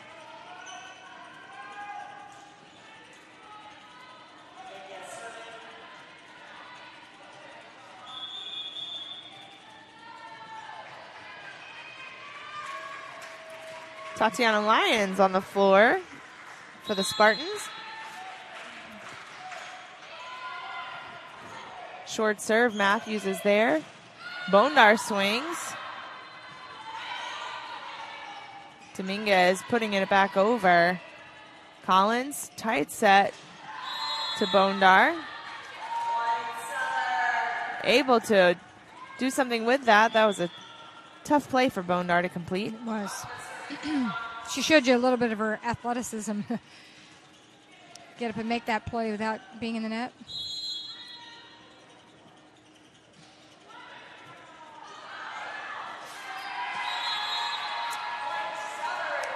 Point for the Mocs. And this is representative of exactly what we were just talking about. They're still fighting. Yep, They're not, yep. you know, they may have waxes and wanes, but still working. Well, and we've talked all year about Rhonda's serve. She's got the ability to stay back at the service line a long time.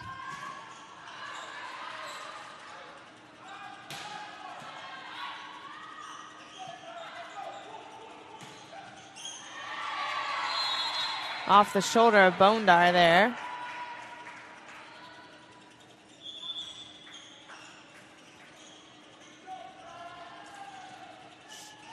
That'll bring back in Porter and then Formelon. Mueller serving for the Spartans.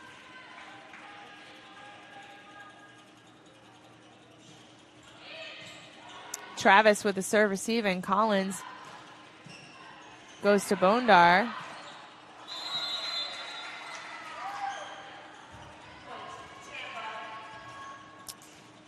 This set has been unlike the others. I mean, I feel like the errors that we've seen in this fourth set, we've definitely seen during the course of this season some, but the first three sets of play were really low error for the Mocs.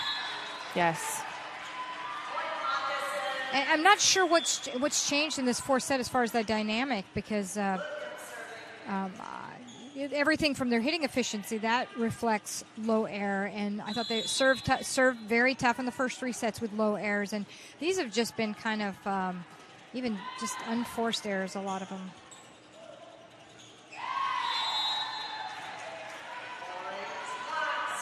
That'll be another point for the Mocs. Haley Williams back serving.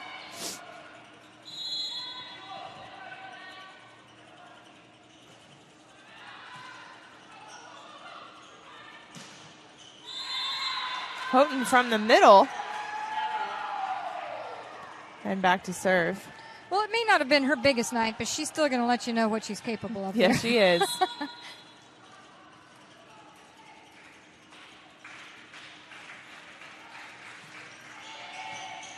Williams with the serve receive. Travis. Mueller there with the dig. McKeel off the block, and that'll do it.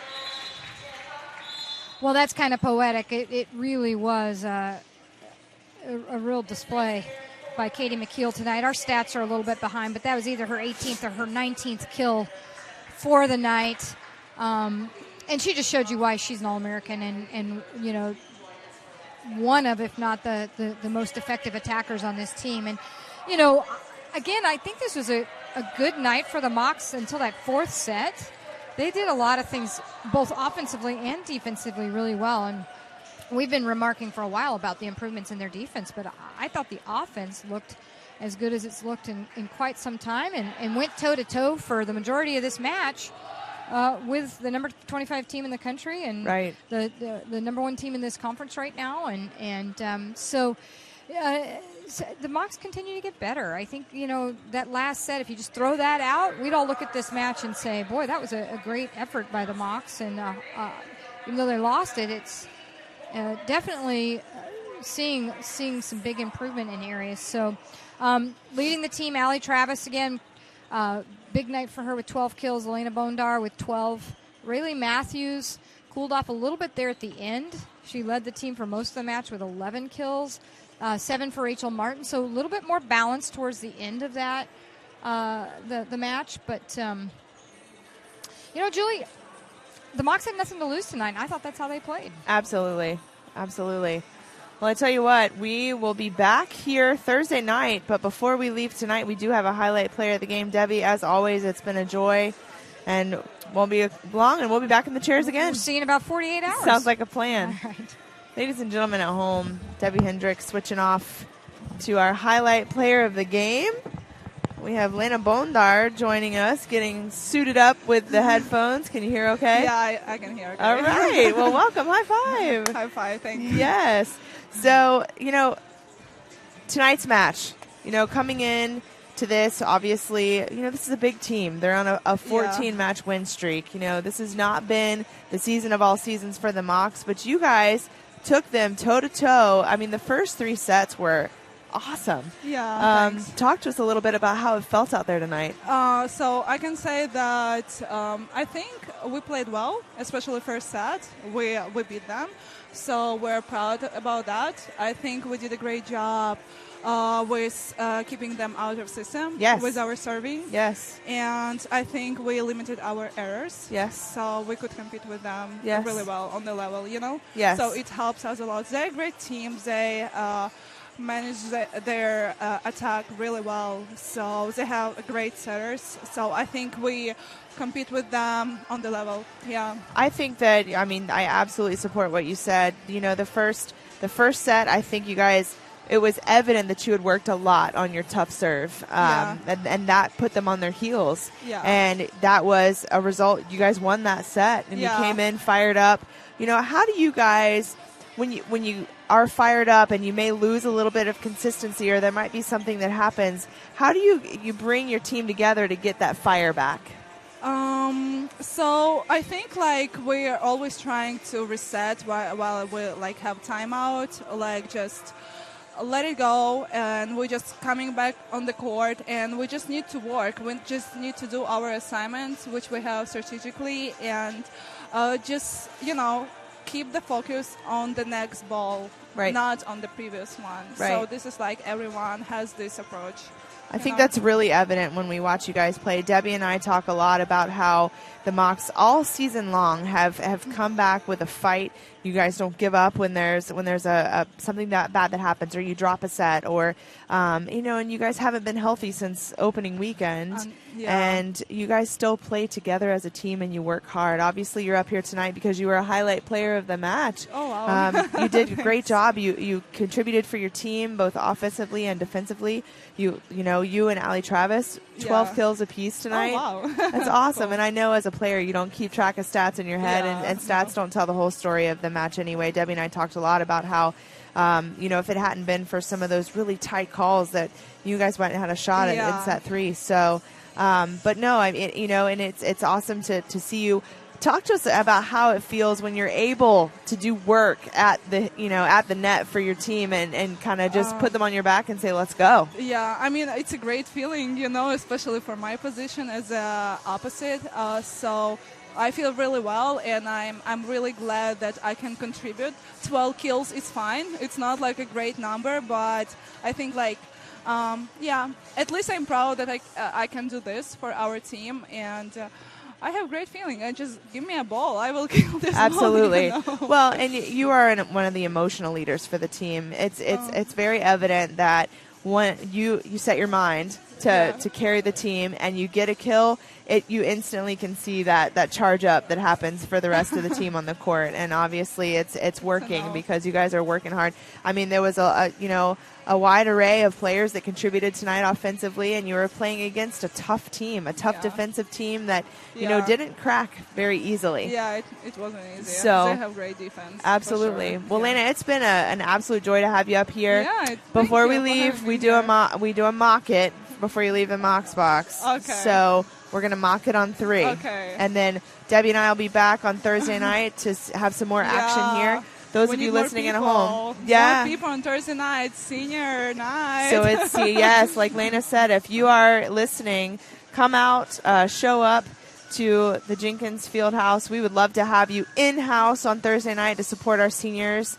That'll be a great night, and obviously we have volleyball match too. Yeah. So, but Lena, thanks again. Great job Thank tonight. you. Congratulations, and we look forward to another great match on Thursday. But we're gonna mock it on 3. Are you ready? I'm ready. All right, 1, 2, 3. Mock it. All right, ladies and gentlemen. Lena, thank you. Thank you. And ladies and gentlemen home, thanks again for tuning in and joining us for another broadcast. And this has been another night of Mox Volleyball. Julie Adams signing off.